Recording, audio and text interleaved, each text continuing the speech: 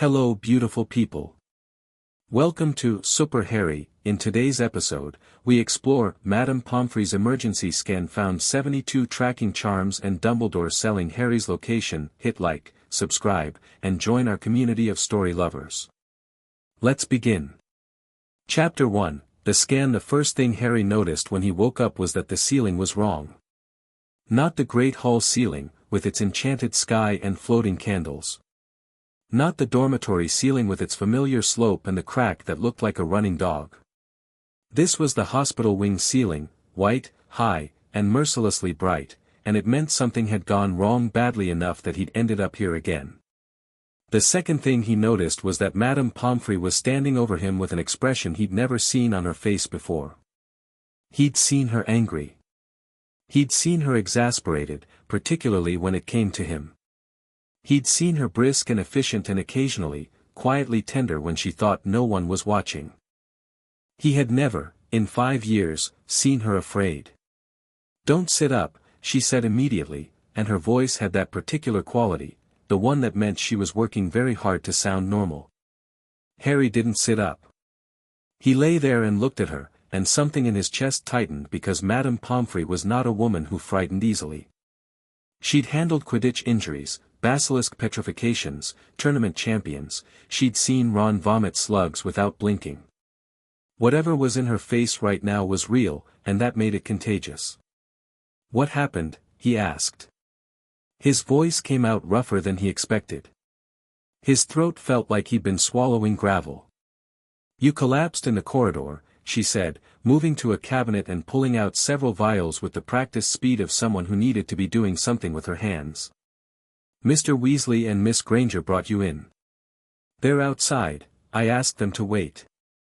A pause. "I've asked everyone to wait." Harry glanced toward the hospital wing doors. Through the narrow windows set into them he could see the vague shapes of people, the red smear of Ron's hair, the darker shape of Hermione.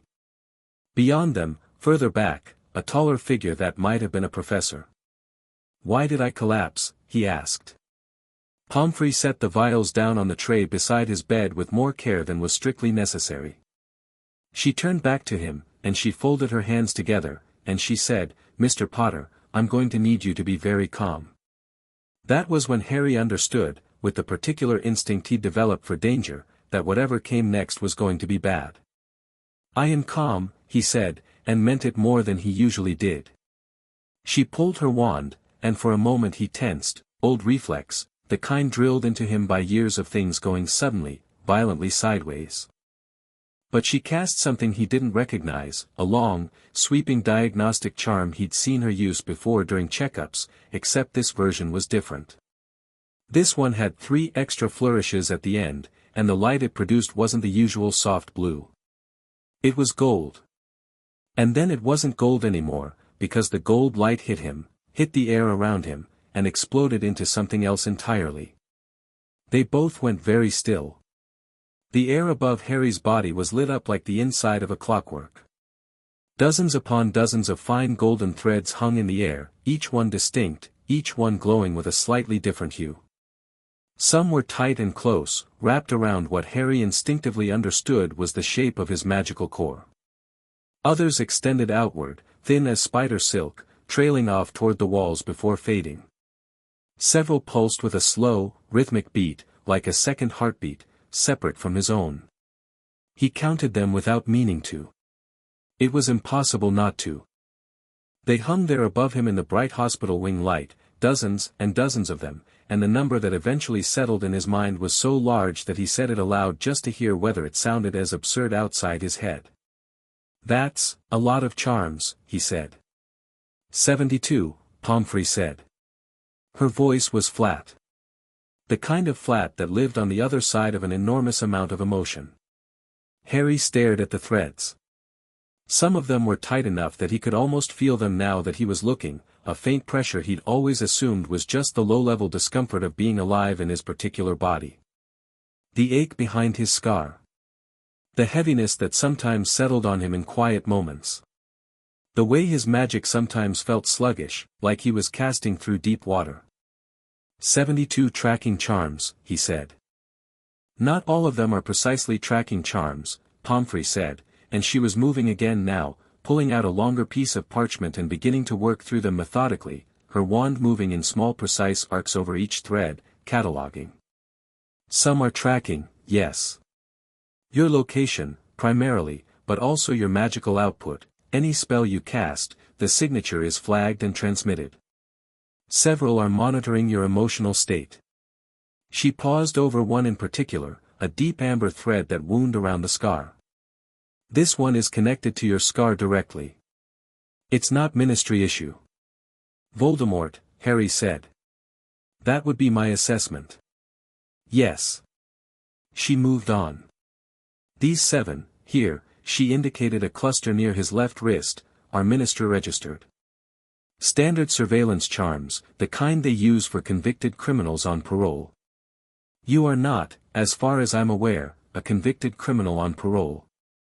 Umbrage, Harry said. The word tasted the way the woman looked. Possibly. Possibly the ministry directly. I can't determine the caster without a deeper analysis. She moved further along the constellation above his body, and then she stopped. Her wand hovered. The silence stretched out long enough that Harry turned his head to look at her. She was staring at 6 threads in particular. They were different from the others. Where the tracking charms were gold, and the ministry ones had that cold bureaucratic silver to them, these 6 were both simultaneously, gold and silver twisted together in a helix pattern, extraordinarily complex, almost beautiful in the way that very dangerous things sometimes are. Madame Pomfrey, Harry said. Give me a moment, she said quietly. She spent the moment running 3 separate identification charms over those 6 threads. Each charm returned the same result. Harry couldn't read the runic output from where he lay, but he didn't need to.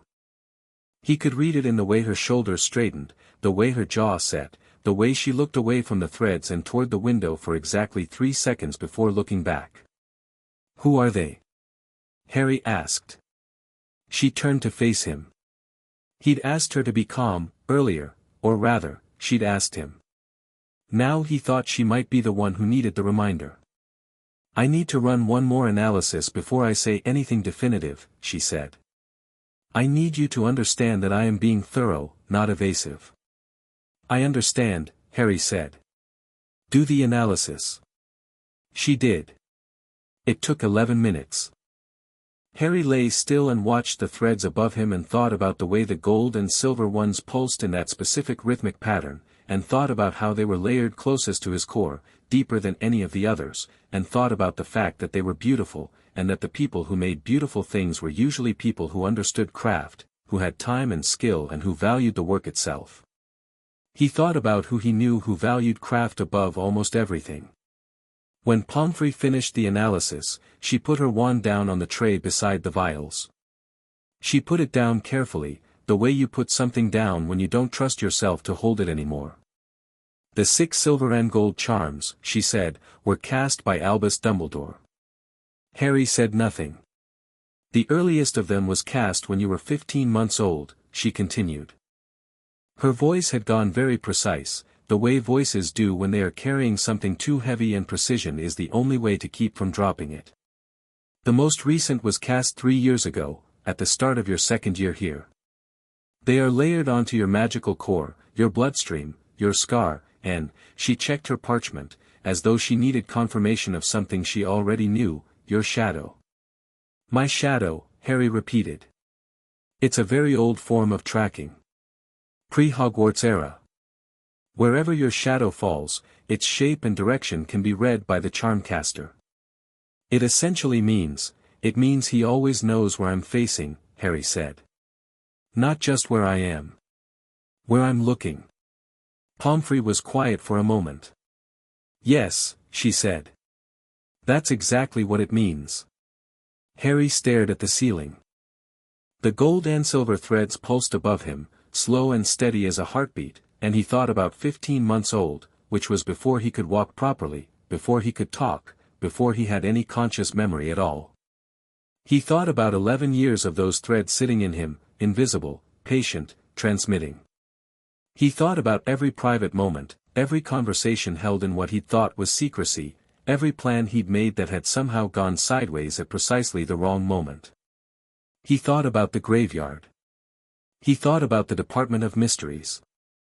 He thought about every time Dumbledore had seemed to know things he shouldn't have known, and how Harry had always attributed it to the man simply being extraordinarily wise and perceptive. "There's more," Pomfrey said. He looked at her.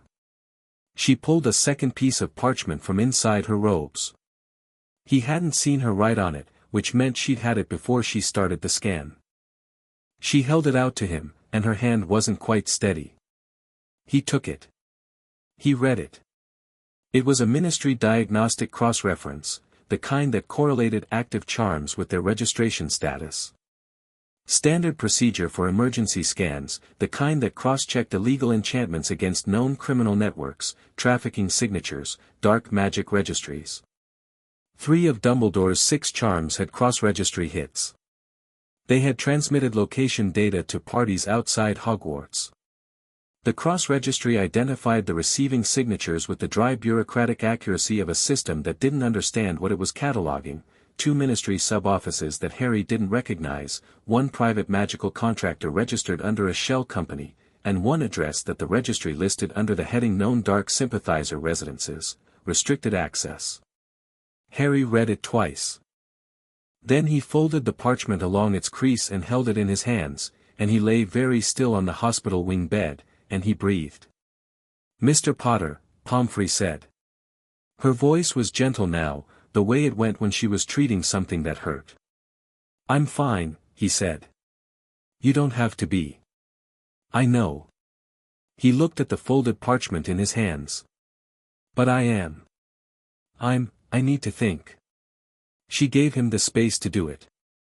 That was one of the things about Pomfrey that Harry had always liked without fully understanding. She knew when to fill silence and when to leave it alone. She went to her cabinet and reorganized it with quiet, methodical movements that were not quite cleaning and not quite anything else, just the movement of someone giving another person time. Harry thought. He thought about Dumbledore, who had sat across from him last year and explained with perfect, regretful calm that he'd kept Harry at the Dursleys for his own protection. Who had said that he'd kept Harry in the dark for Harry's own good. Who had always had a reason, always had an explanation, always had that particular tone of benevolent certainty that made you feel small for even questioning it. He thought about 72 charms. 72. He thought about what it meant that his magical core had been carrying that weight his entire life, and whether the sluggishness he'd always felt, the sense that his power was always slightly out of reach, slightly muffled, like shouting through a thick door, was the weight of all that surveillance pressing down. He thought about the address flagged as a dark sympathizer residence, and he thought about what it meant that Dumbledore's charms had been transmitting to it, and he thought about Sirius in Azkaban for 12 years, and he thought about his parents in Godric's Hollow. He stopped thinking about that particular thread because he didn't have the luxury right now of following it to where it wanted to go. He sat up. "I said don't," Pomfrey began.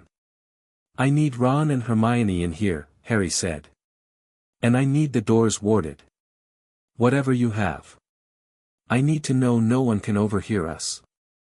He looked at her. "I need a copy of everything from that scan. Every charm, every identification, every cross-reference. All of it." Pomfrey looked at him for a long moment. She had the expression of someone who has been waiting, for a very long time, to be told what to do with something they've been carrying alone. "The ward I can manage," she said. "And I already started making copies." She paused.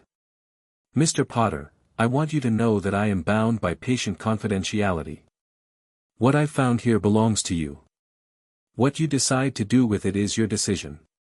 I won't be pressured out of that position by anyone." Harry looked at her steadily.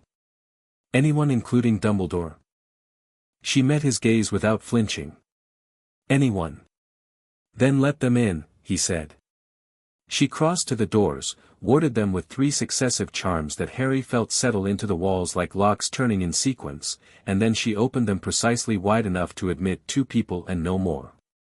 Ron came through the door first with the particular combination of relief and alarm that was his default setting when Harry was in medical care. He was slightly out of breath, which meant he'd been pacing, and his ears were pink, which meant he'd been arguing with someone on the other side of those doors. "Mate," he said, crossing to the bed in 3 strides. "You went down like, we were just walking, He stopped, looking at the thread still glowing in the air above the bed. "What in the bloody hell is that?"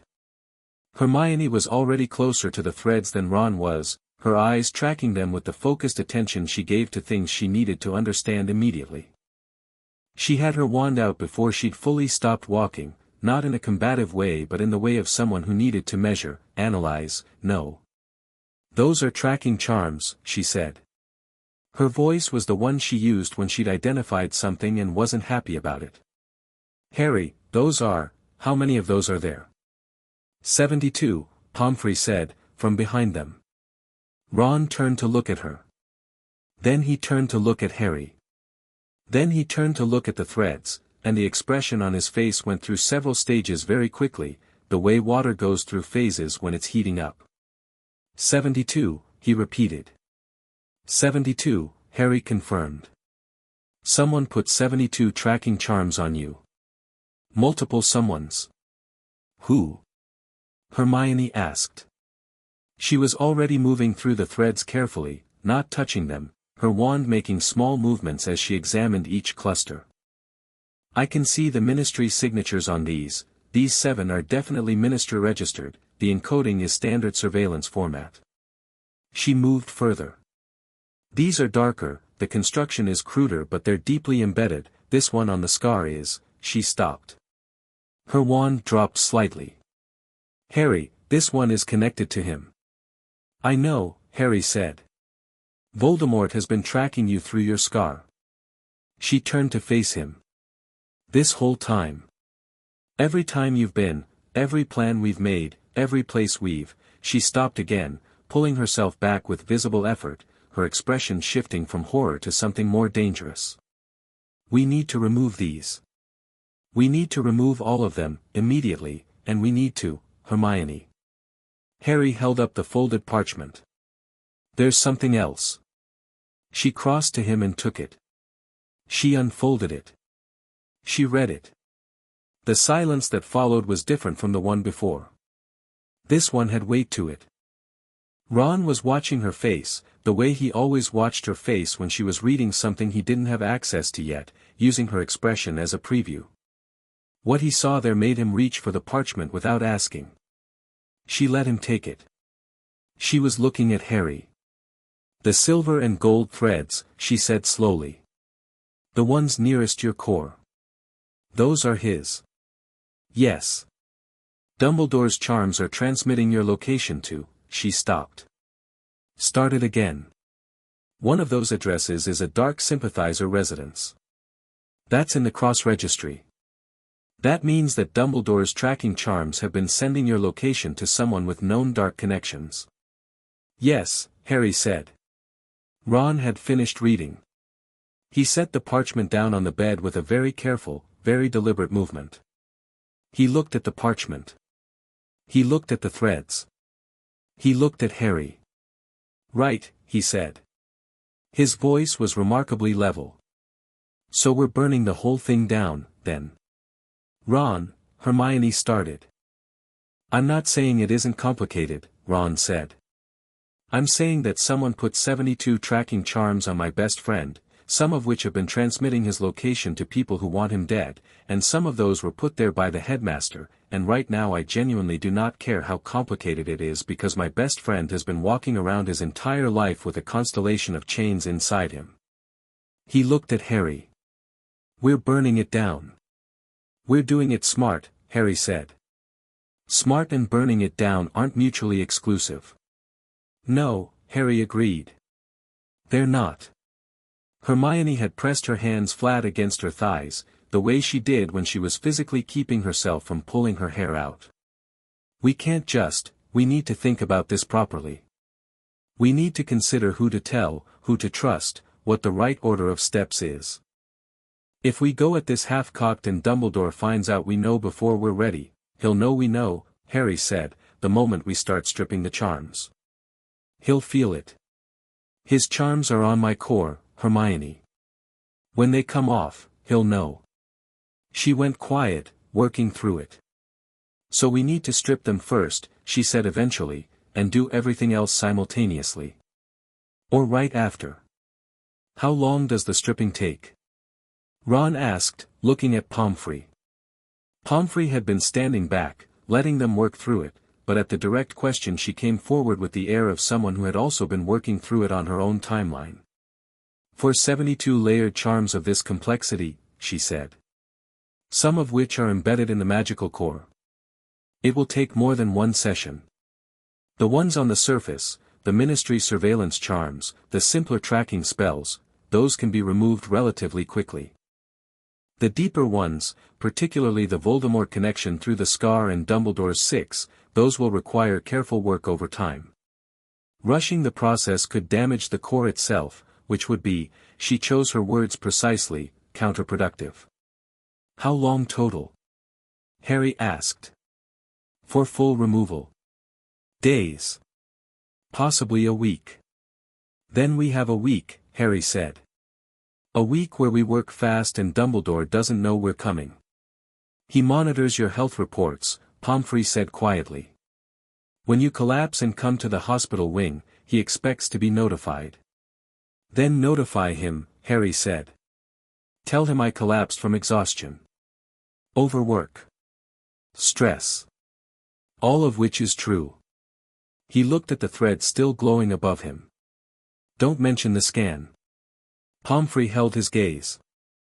I will tell him what a concerned headmaster needs to know about a student's health, she said, with a precision that meant she had already decided exactly how much that was. No more. There's something else, Hermione said. She was looking at the cross-registry parchment again, and her voice had the tone it took on when she'd found a thread that led somewhere she hadn't expected. This shell company, the private magical contractor. That's not ministry, that's not Voldemort. That's a buyer. Someone paid for access to Harry's location data. The word sat in the air. Dumbledore was selling it, Ron said. We don't know that yet, Hermione said. We don't have that evidence yet. The cross-registry just shows that the charms transmitted to that address. The payment chain, if the charms transmitted to a private contractor and it wasn't authorized by Harry and it wasn't an accident, Ron said, then it was deliberate. And if it was deliberate, there was a reason. And reasons like that usually involve money, Harry said. Or leverage. Or both. The word deliberate had fallen into the room like a stone into still water, and they were all sitting with the rings it made. Hermione was nodding slowly, the nod she did when she was unhappy about something she couldn't argue with. We need the payment records, she said. We need to find out who that contractor is, who their clients are, and what specifically was being sold. Location data alone is worth a great deal to the right people, but there were other charms here, the ones monitoring magical output, emotional state. She looked back at the threads, and her expression shifted. Harry, someone has been monitoring your emotional state and selling that data. Someone has been able to see, in real time, when you're frightened, when you're angry, when you're vulnerable. Harry thought about the Dementor attack last summer. He thought about the timing of it, the precision of it, the way it had happened in the one moment he was outside and visible and without any means of magical defense. He thought about a lot of things from a new angle, and the view from that angle was very clear and very cold. We need Sirius, he said. The room shifted slightly at that. Ron and Hermione exchanged a look, not the conspiratorial kind, the genuinely concerned kind. Harry, Hermione started. He's my godfather and he has a right to know, Harry said, and his voice came out steadier than he felt, which was something. And he has contacts. Legal and otherwise. He knows people who can trace payment chains through shell companies and he knows people in the ministry who owe him about 12 years' worth of apologies. We need him. He's in hiding, Hermione said. He's been sending me owls twice a week, Harry said. He has access to Flo somewhere. I need Madame Pomfrey to help me reach him through it. He looked at Pomfrey. She didn't hesitate. The fireplace in my office is connected to the Fleur network and isn't monitored by the castle's general surveillance system, she said. Dumbledore added that monitoring 3 years ago as a security measure. Something in her voice suggested she had opinions about that which she was keeping professional. Mine was grandfathered in under medical confidentiality provisions. It's clean. Then tonight, Harry said. Tonight, Pomfrey agreed. Ron was rubbing the back of his neck with the expression of someone whose family loyalties were being put through a process he hadn't been warned about. The Weasleys were Order of the Phoenix. His parents trusted Dumbledore with a faith that was close to devotion. Harry knew what this cost him, and he didn't look away from it. Ron, he said. Ron looked up. You don't have to be in this, Harry said. If this is going to, shut up, Harry, Ron said, not unkindly. I've been in every other stupid dangerous thing you've done for 5 years and you've never even asked. You're not starting now. He shook his head. Dumbledore put tracking charms on you. Connected to dark sympathizers. If my mum knew about that, she would, he stopped himself. Started again. She would not be okay with it. That's all I'm saying. Harry looked at him. The relief was something he didn't have time to feel properly right now, but he made note of it for later. Right, he said. He turned to Hermione. I need you to start researching the legal framework around unregistered tracking charms and who has the authority to order their removal. Not Ministry, they're compromised. Old magical law. The kind that predates the Ministry. Hermione's eyes lit up with the particular gleam of someone who has just been given a research project in the middle of a crisis, which was, Harry had long since concluded, when she was most in her element. Wisengamot precedent, she said immediately. There are protection clauses in the foundational magical law texts, Magna Carta Magicae, the Havelock Accords, that predate any Ministry legislation by centuries. If someone can be proved to have placed unconsented magical surveillance on a minor, we can go over that while I'm having the surface charms stripped, Harry said. Tonight, while Pomfrey starts working, you research. Ron, I need you to think about who else we need. Anyone who might know about this already, anyone who might have resources. Fred and George, Ron said immediately. Harry blinked. They're adults now, Ron said. Just barely, but legally they are. And they have money, the joke shop's doing well. And more importantly, they have contacts in places where contacts aren't supposed to exist, and they don't report back to Mum or Dumbledore about anything. He paused. Also, they're both absolutely going to lose their minds when they find out, and I want to be there for that. Despite everything, despite all of it, Harry felt something that was almost a laugh trying to climb out of his chest. He kept it down, but it was there. Fine, he said. Fred and George. Tonight. Madame Pomfrey had been standing back through this exchange with her hands folded and her expression doing something complicated. Now she stepped forward and touched Harry's arm, a brief, light contact that managed to convey more than a great deal of speech. You should rest before tonight, she said. I mean that medically, not as a deflection. You collapsed because the weight of these charms has been putting sustained pressure on your magical core and your body has been managing it for 5 years without knowing what it was managing. You need to eat, you need to sleep for several hours, and you need to be in better physical condition before I begin the stripping process. She looked between the three of them. Whatever you're planning, you cannot plan it on an empty, exhausted body. Harry looked at her. He thought about what it must have been like for her to find this, to run a routine emergency scan and watch 72 chains light up the air above a 15-year-old boy. To identify them. To recognize 6 of them as belonging to the man who ran this school and who she had worked alongside for decades. To sit with that alone while Harry was unconscious on her bed. Thank you, he said, and he meant it in a way that was bigger than the words. She made a small dismissive sound that was entirely undermined by the expression on her face. You're my patient, Mr. Potter. This is what I do. She ushered Ron and Hermione out of the main ward into her office, where she set them up with the copies of the scanned data she'd already prepared, the thoroughness of which made it clear she'd had some idea that this meeting was coming. Harry lay back against the hospital bed pillows and stared at the ceiling and let his mind settle, the way it sometimes did after the initial shock of something, into that cold clear space where thinking was possible. 72 tracking charms. Some for surveillance. Some for vulnerability monitoring. Some transmitting to dark sympathizers.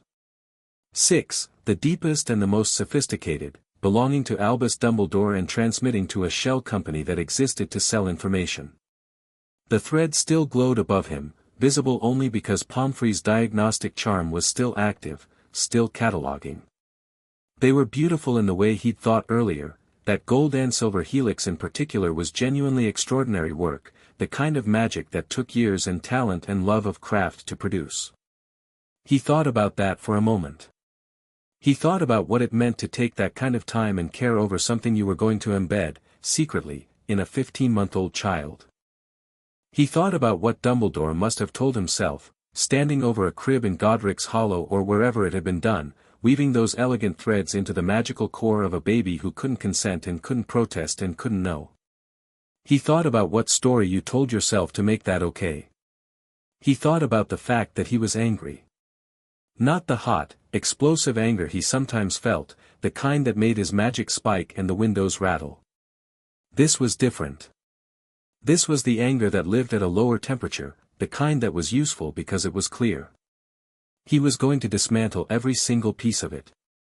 The charms, the surveillance, the information network, the entire architecture of control that had been built around him since before he could walk. He was going to dismantle it methodically and completely, and he was going to do it while looking the people responsible in the eyes. He would start tonight. He closed his eyes, and with the unexpected cooperation of a body that had simply been carrying too much for too long and needed to be horizontal, he slept. He dreamed of chains made of gold and silver thread, and in the dream he had scissors, and they cut clean. When he woke 3 hours later, Hermione was at the desk in the corner with 4 books open around her and a parchment covered in her smallest handwriting, and Ron was eating from a plate that Pomfrey had evidently sent to the kitchens for, and the room was warded, and the door was locked, and outside those doors, somewhere in the castle, Albus Dumbledore was going about his evening entirely unaware that something had changed. Harry sat up. He felt better than he had in a long time, or maybe just different, the specific feeling of putting down weight you didn't know you were carrying. Right, he said. Hermione looked up from her books. Ron looked up from his food. Tell me what you found, Harry said. She told him.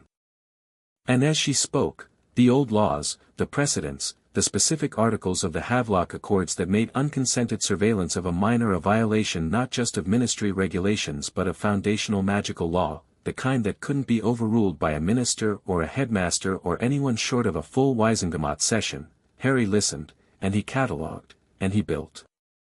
Outside, the castle settled into evening. The great hall was filling for dinner. Students laughed and argued and scraped forks against plates. Professors marked essays. Prefects made their rounds.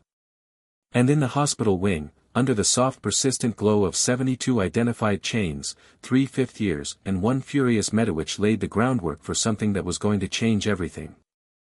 Chapter 2, The Architecture of Chains. Sirius came through the fire at 11:47, which was later than Harry had hoped and earlier than he'd feared, which felt like a reasonable summary of Sirius Black's general relationship with timing. He came through cleanly, no stumbling, no ash cloud, the practiced entry of someone who'd been using emergency flow connections for months, and he straightened up in Pomfrey's office with soot on his shoulders and the expression of a man who'd been told just enough on the flow call to be thoroughly, dangerously awake. He looked at Harry first. That was always the first thing he did, and Harry had never quite gotten used to it, the way Sirius scanned him, the way you'd scan something you'd come very close to losing. "You're all right," Sirius said. "Not a question." "I'm fine," Harry said. Pomfrey's message said emergency. "It is an emergency," Harry said. "Just not the kind with immediate bleeding." Sirius looked around the room. Pomfrey at her desk with the scanned documents spread before her. Hermione at the smaller table with her books and her now considerable stack of notes. Ron standing near the window with his arms crossed in the posture of someone who had been quietly furious for several hours and had gotten very good at holding it in a stable container. "Right," Sirius said. He pulled out a chair without being invited and sat down. "Tell me." Harry told him. He did it without embellishment, without the kind of shaking voice he might have had if he'd been doing this 6 months ago. He laid it out in order: the collapse, the scan, the number, the identification of sources. He put Pomfrey's copy of the cross-registry report on the desk in front of Sirius and let him read it while Harry kept talking, because Sirius was good at processing information on multiple channels and Harry didn't want to pause for reactions until the whole picture was on the table. When he got to Dumbledore's 6 charms, Sirius stopped reading. He looked up from the parchment. He looked at Harry. He looked back down at the parchment. He set the parchment down with a steadiness that Harry recognized as the kind that cost something. "The silver and gold ones," Sirius said. "The helix pattern.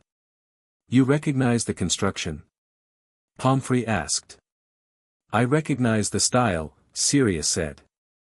His voice was careful in the way that voices are careful when they're navigating around something that could explode. "When I was at school, in my later years, Dumbledore used to demonstrate advanced charm work in private sessions with students he considered exceptional. He had a particular aesthetic with layered enchantments. That helix pattern." He touched the parchment without picking it up. "I always thought it was just a signature flourish. The way some people have particular handwriting." "It's a signature all right," Ron said. "When you were at school," Hermione said carefully, "did you ever feel watched? In a way you couldn't account for?" Sirius was very quiet for a moment. "We all felt watched at school," he said. "That was the thing about Dumbledore. You always assumed it was because he was simply perceptive. Extraordinarily perceptive. That he noticed things because he was brilliant. Because that's the story," Harry said. "Yes." Sirius looked at him. "That's the story." The word story sat in the room for a moment, doing a lot of quiet work. "The shell company," Harry said. "The private magical contractor. Can you trace it?" Sirius picked the registry report back up. He studied the registration details, the company name, which was something forgettable and institutional sounding, Arcane Meridian Consulting, the address, which was a postbox in Diagon Alley.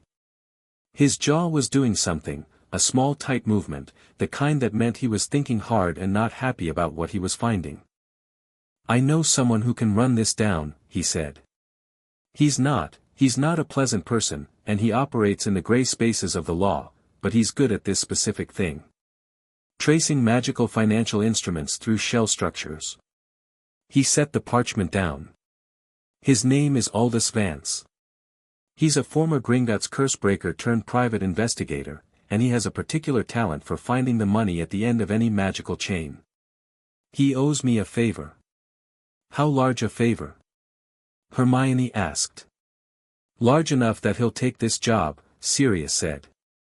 "And large enough that he'll keep his mouth shut about it." He looked at Harry.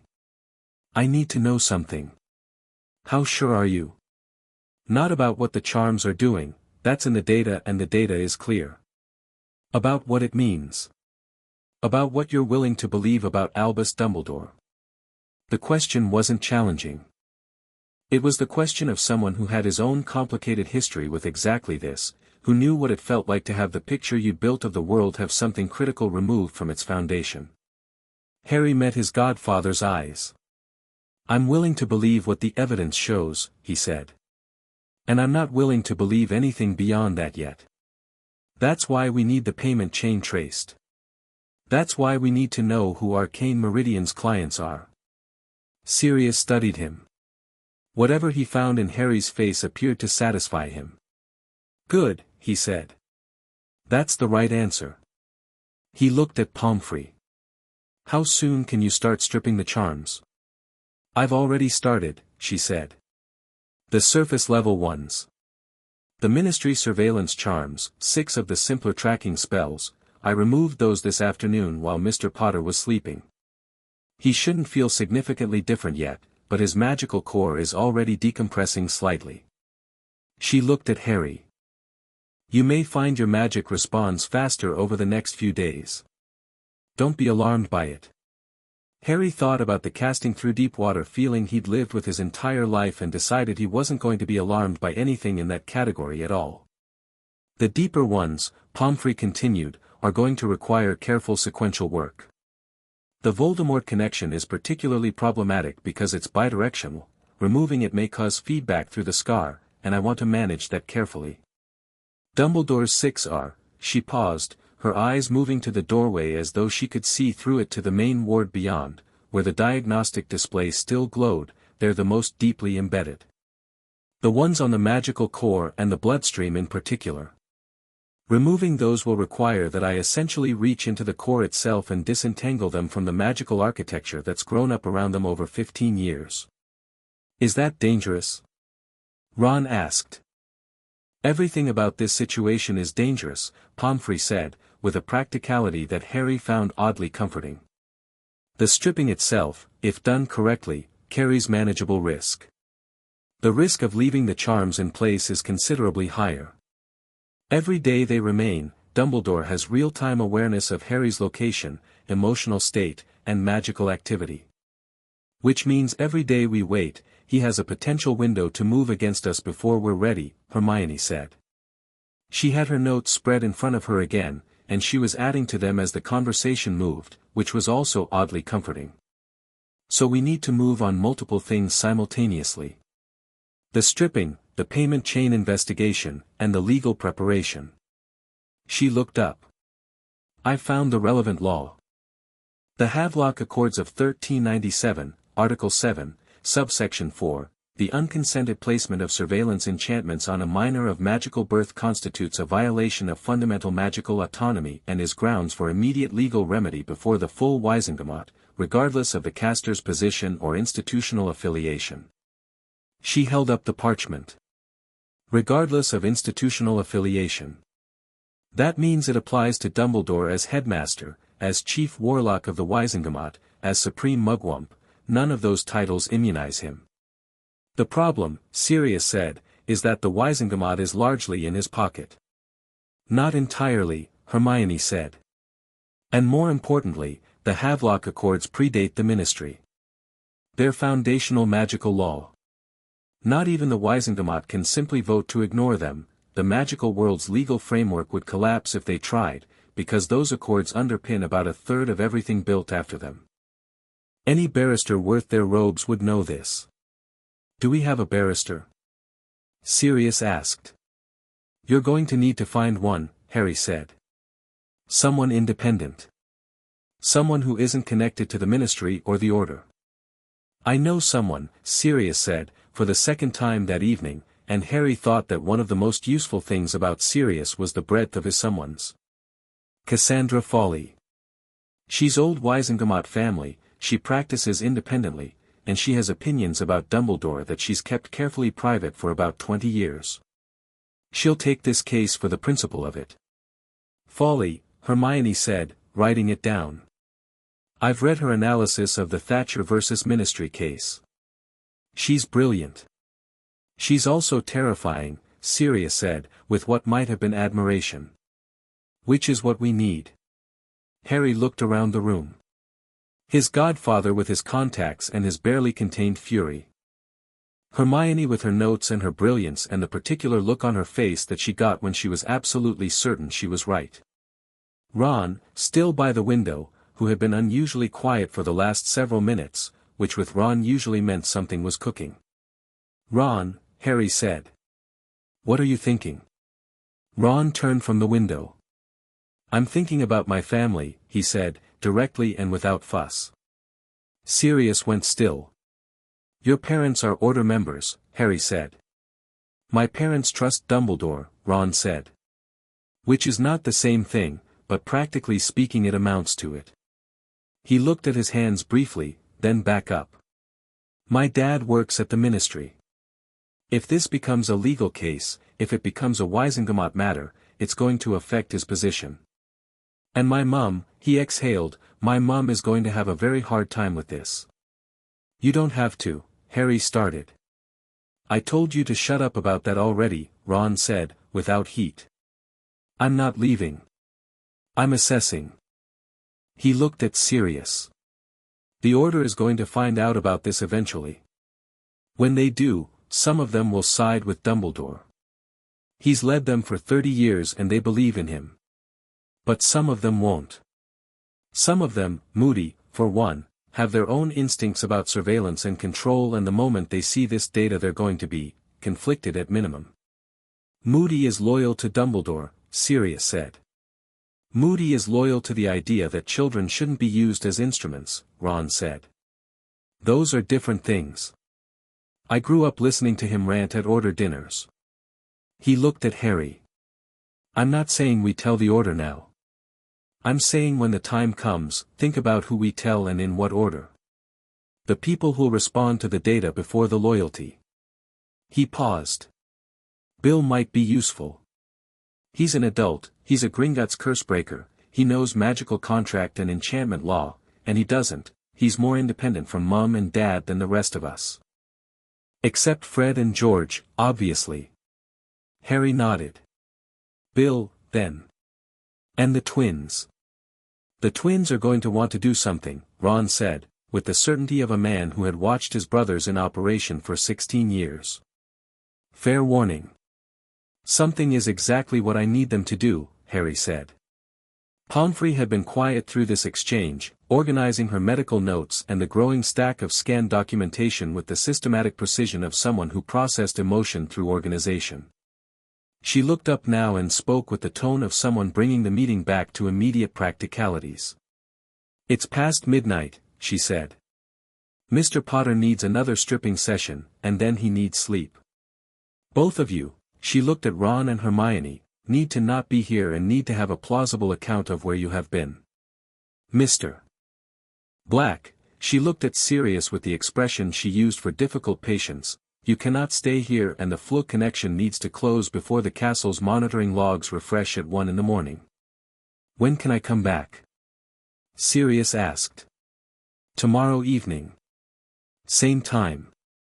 I'll have more data by then. I'm sending a tissue sample to a specialist at St. Mungo's who I trust, someone who can give me a more detailed analysis of how the core-embedded charms were originally placed. The how might tell us something useful about the when precisely, and who was present. Sirius nodded. He stood, and he looked at Harry, and the look had about 12 different things in it, the fury, yes, but also the grief, which Harry registered and set aside for now because there wasn't room for it in the space he was currently occupying, and also something else, something that had more warmth in it. Pride, maybe, though that felt strange given the circumstances. You're handling this well, Sirius said. I'm handling it, Harry said. I'll decide how I'm handling it when there's more of it handled. Sirius almost smiled. Your father would have said something like that. He stepped back to the fireplace, Flo powder already in his hand, and gave Harry one more look before he threw it in. Grim old place, he said quietly, and the fire took him. Ron and Hermione left through the main hospital wing doors with the slightly rumpled, slightly dazed look of students who had snuck out past curfew and needed to get back without running into Filch or, worse, Umbridge. Hermione had her notes tucked under her robes. Ron had, Harry noticed, pocketed the copy of the cross-registry report without making a production of it. Pomfrey came back into the main ward and stood beside Harry's bed, looking at the still-glowing constellation of threads above him. Fewer of them now, 6 of the surface ones she'd removed in the afternoon, 2 more during the preliminary work earlier. But still so many. Still the deep ones, pulsing. Still the gold and silver helix of Dumbledore's handiwork, closest in, most intimate. Ready? She asked. What does it feel like? Harry asked. The stripping. She was honest with him. He'd noticed she was always honest with him, which was more than he could say for most of the adults in his life. The surface charms you mostly won't feel. The medium-depth ones may feel like a pulling sensation. Brief discomfort, like removing a splinter that's gone in deeper than it looked. She paused. The core ones will hurt. How much? Enough that you'll want to stop, she said. Enough that your magic will resist, because it's been built around those charms for 15 years and it doesn't know the difference between a structural piece of itself and a foreign intrusion. We'll go slowly. We'll stop when we need to stop. And when it's done. She looked at him steadily. When it's done, you'll be yourself, she said. Whatever that turns out to be. He lay back and let her work. The surface ones went quickly. She developed the technique through the afternoon sessions and her wand moved with efficient confidence, a precise extraction motion that Harry felt as nothing more than a faint warmth and then a small lightness, like having a pebble removed from a shoe he hadn't known he was wearing. 3 gone. 4. He watched them disappear from the diagnostic display, blinking out like candles. When she reached the medium-depth cluster, a group of 7 interwoven spells that she'd identified as a combined location and vulnerability monitor, old enough to predate the Ministry surveillance format, he felt it. The pulling she'd described was accurate.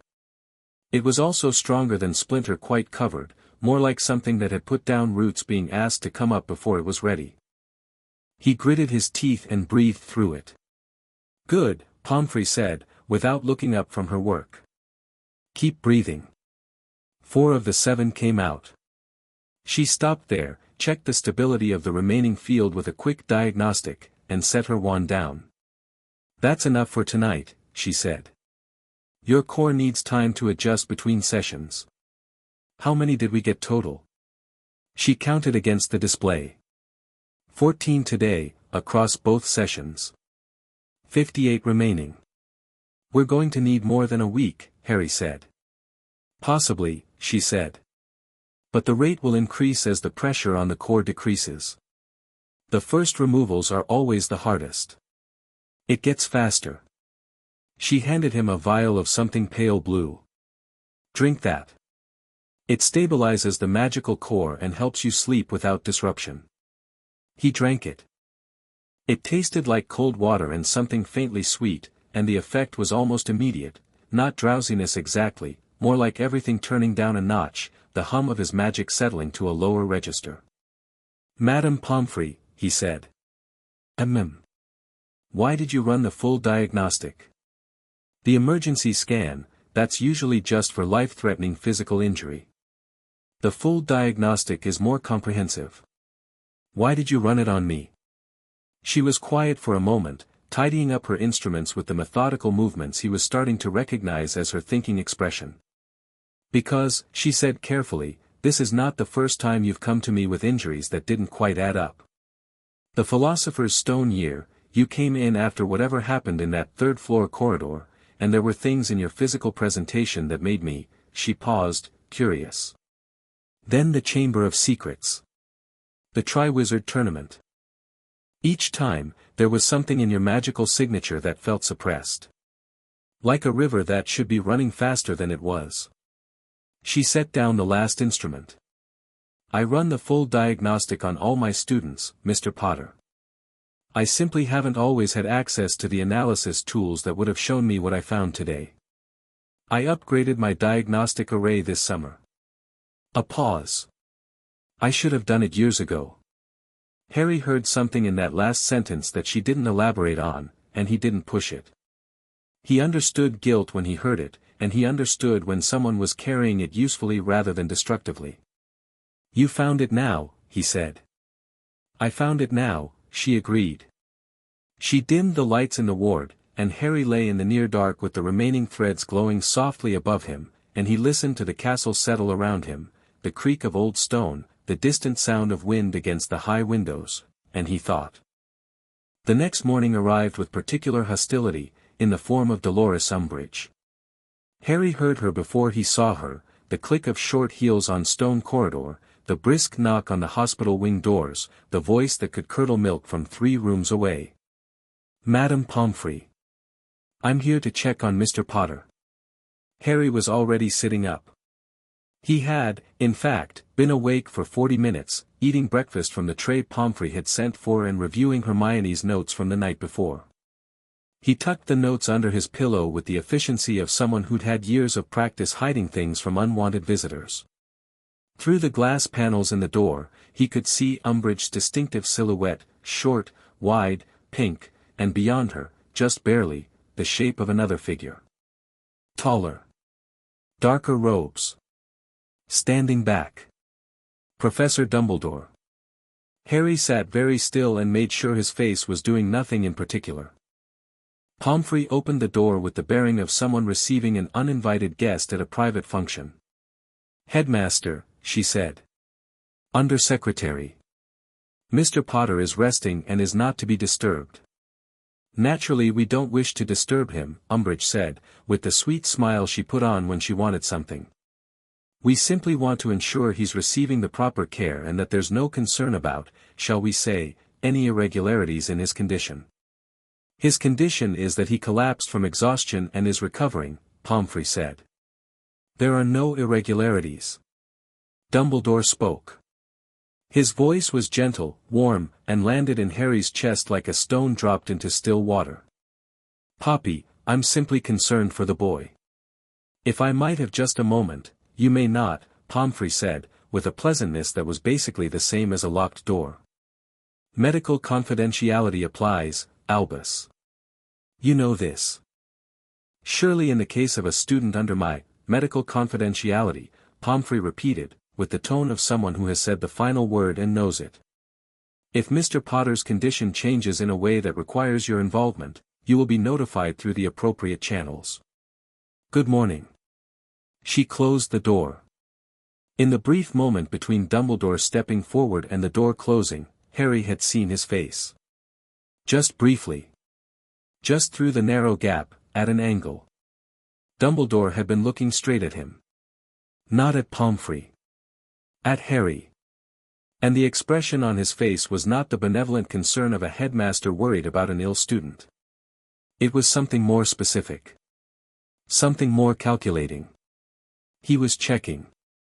Harry understood, with absolute clarity, that Dumbledore had felt the removal of 14 charms and had come to see what was happening. He looked up at the diagnostic display, still running above his bed. 58 threads still glowing. 6 of them gold and silver, deep and pulsing. He stared at them. Then he reached for Pomfrey's copied notes on the identification of each charm and continued reading. Pomfrey came back into the ward with the expression of someone who has just successfully defended a position and isn't satisfied with the victory because it was necessary at all. She stopped when she saw Harry's face. "He felt the removals," Harry said. "I expected he might," she said. "How he responds to that is important data." "He came personally." "With Umbridge."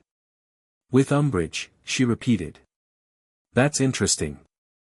"Umbridge doesn't know about the charms," Harry said. "Or she knows about the Ministry ones but not Dumbledore's.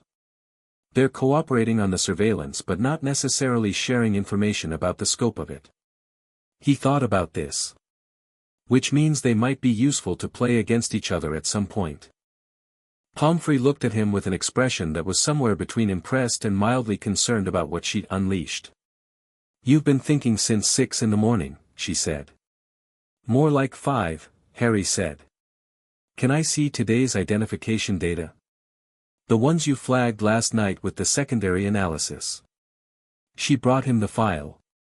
The secondary analysis, run overnight, cross-referencing each charm against known casting signatures in the International Magical Registry, had returned several interesting results on the non-Dumbledore, non-Voldemort, non-Ministry charms. There were 14 charms whose casters hadn't been identified in the initial scan. Of these, 3 came back now with partial matches, signatures consistent with Azkaban-era records, which meant the casters were either dead or imprisoned, and the charms had been placed before those events. Before the First Voldemort War. Harry looked at those 3 entries for a long time. "These were placed before my parents died," he said. "Before or very shortly after," Pomfrey said. "The dating on those 3 puts them between 1979 and 1981. 1979 was 2 years before Harry was born. Someone was watching my parents, Harry said. And when I was born, the surveillance transferred to me. That appears to be the case, yes. He set the file down. He looked at the window, where October sunlight was doing its best against grey clouds, and he thought about a young couple in a war, living in hiding, carrying on the assumption that the people they trusted had warded them against exactly this kind of thing. He thought about Peter Pettigrew. He thought about Sirius in Azkaban. He thought about the word betrayal and how many different shapes it had been taking, over and over, across the whole history of his family. He breathed through it. I need to write 3 letters, he said. They need to go through your private owl post. Not the school system. I have a reliable channel, she said. Who are you writing to? Fred and George, Harry said. Bill Weasley. And Neville Longbottom. Pomfrey raised an eyebrow at the last one. He deserves to know, Harry said, and left it at that, because Pomfrey had access to all the student records, and if she thought about what he meant for more than 3 seconds she'd understand, and she did, because her expression shifted to something quieter. She brought him parchment and a quill and stood by her window while he wrote. The letters to Fred and George were brief and in the casual tone of ordinary correspondence, which would have looked normal to any intercept, except that Harry and the twins had developed a loose cipher in second year as a joke that had never quite stopped being useful. The actual message conveyed through the cipher was, found something enormous, need your investigative contacts and your discretion, come when you can, don't tell anyone you're coming. The surface text was a request for a particular Weasley's Wizard Wheezes product. The letter to Bill was more direct because Bill was an adult and a professional and Harry didn't have time to be indirect. He laid out the facts in 4 sentences, mentioned Sirius and Vance, said the word enchantment law and Gringotts precedent, and trusted Bill to connect the rest of the dots. He included the registration number from the Arcane Meridian cross-reference because Cursebreakers knew how to run those kinds of traces through channels Gringotts had that the Ministry didn't. The letter to Neville took him the longest. It wasn't about strategy. It was just, honest. He told Neville that they'd found evidence of a systematic surveillance operation targeting him since childhood, that Dumbledore was involved in ways that were going to be very hard to hear, and that if Neville wanted to know more and be involved in what came next, Harry wanted him there. If he didn't, Harry understood completely, no hard feelings, that was the honest truth. He sealed all 3 and handed them to Pomfrey without explaining what was in them. She took them without asking. By midday, the hospital wing had taken on the particular quality of a command center trying to look like a recovery room. Pomfrey kept up the pretense with the focused dedication of a woman who had been keeping medical secrets for 30 years and knew exactly what it looked like from the outside. She conducted a visible, unremarkable checkup when Professor McGonagall came by mid-morning, genuine concern, no ulterior motive, just a head of house doing her job. Pomfrey gave her a routine status report, exhaustion, recovery, should be discharged by end of week. McGonagall lingered in the doorway for a moment after the official exchange, looking at Harry with the sharp assessing look she'd never entirely turned off for any of her students. Are you actually all right, Potter? She asked, meaning something more specific than the medical definition. Harry looked at her. He thought about telling her. He thought about what she'd do with it, the immediate, instinctive impulse toward institutional channels, toward proper authority, toward Dumbledore, because for McGonagall, Dumbledore was the proper authority and had been for her entire professional life. I'll be fine, Professor, he said. She held his gaze for another second. My door is always open, she said, in the tone of someone making a promise for when the other shoe drops, and then she left. Harry made a mental note about McGonagall. Not yet. But possible. Hermione arrived at lunch with the particular energy of someone who had been in the library since 6 in the morning and had found everything she was looking for and several things she hadn't been looking for and was extremely ready to tell someone about all of it. She was carrying 3 books, 2 rolls of parchment, and a slightly manic expression. She sat down, spread everything out, and spoke quickly and quietly with the focused efficiency of a person who had a finite window before being noticed. The Havelock Accords are airtight, she said. But there's more. I found the original founding charter of Hogwarts, the actual magical document, not the historical summary they give students, and there's a provision in it about the obligations of care owed by faculty to students that hasn't been invoked in recorded legal history but is still technically active because it predates the ministry entirely. It's called the in loco sacra provision. Essentially, when a student is placed in the care of Hogwarts, the faculty takes on a duty of absolute magical protection. Any faculty member who violates that duty, who actively places a student in harm's way through magical means, is subject to immediate and permanent removal from their position without recourse to appeal. Harry stared at her. There's no appeal process, she repeated, for emphasis. Because the provision was written in an era when magical harm to a student was considered so fundamental a violation that they didn't believe any extenuating circumstances could justify it. She held up one of the books. It's never been invoked, but it's never been repealed. Folly, you're barrister, she looked at Harry, she needs to know about this. Does Dumbledore know about it? Harry asked. Hermione paused. He's the most well-read wizard alive, she said. He probably knows about it. But knowing about it and believing anyone would ever use it against him are two different things.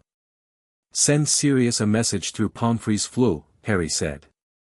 Tell him to pass the in loco sacra provision and the full Havelock Accords text to Folly tonight. Already writing it, Hermione said, and pulled out another piece of parchment. Ron arrived 20 minutes later with the slightly windswept look of someone who'd been moving quickly between several places and the extremely specific expression of someone who had information and was physically containing it with effort. He sat down, checked that no one was within earshot, and said, I owed Fred and George separately from you, before you ask, just to double confirm and make sure they're coming. They're coming tomorrow. George has already identified the shell company registration. Harry blinked. Already? He said the registration format is used by exactly 3 types of business in magical Britain, Ron said. Foreign-owned investment entities, ministry subcontracted service providers, and, he paused for effect, which under the circumstances Harry decided to allow, private information brokerages. Information brokerages, Harry said. George's exact words were, and I'm quoting because he wrote it in the letter, information brokerages are a specific and largely illegal subsector of the magical economy that trade in surveillance data, personal magical histories, and prediction indices. They have clients ranging from the ministry to private individuals to, Ron looked at the letter in his hand, dark adjacent political organizations. Hermione had stopped writing. She was looking at Ron. Dumbledore was selling your information to an information brokerage, Ron said. Which sold it on to their client list.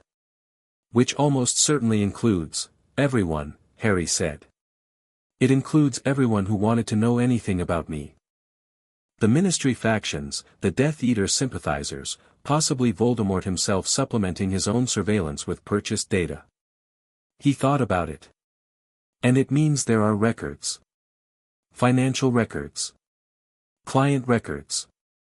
Every brokerage keeps those, because that's what protects them, the knowledge that if they go down, their clients go down with them.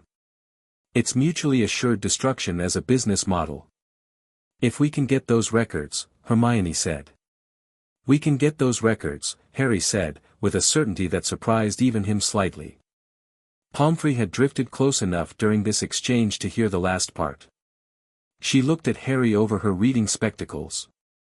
How? She asked.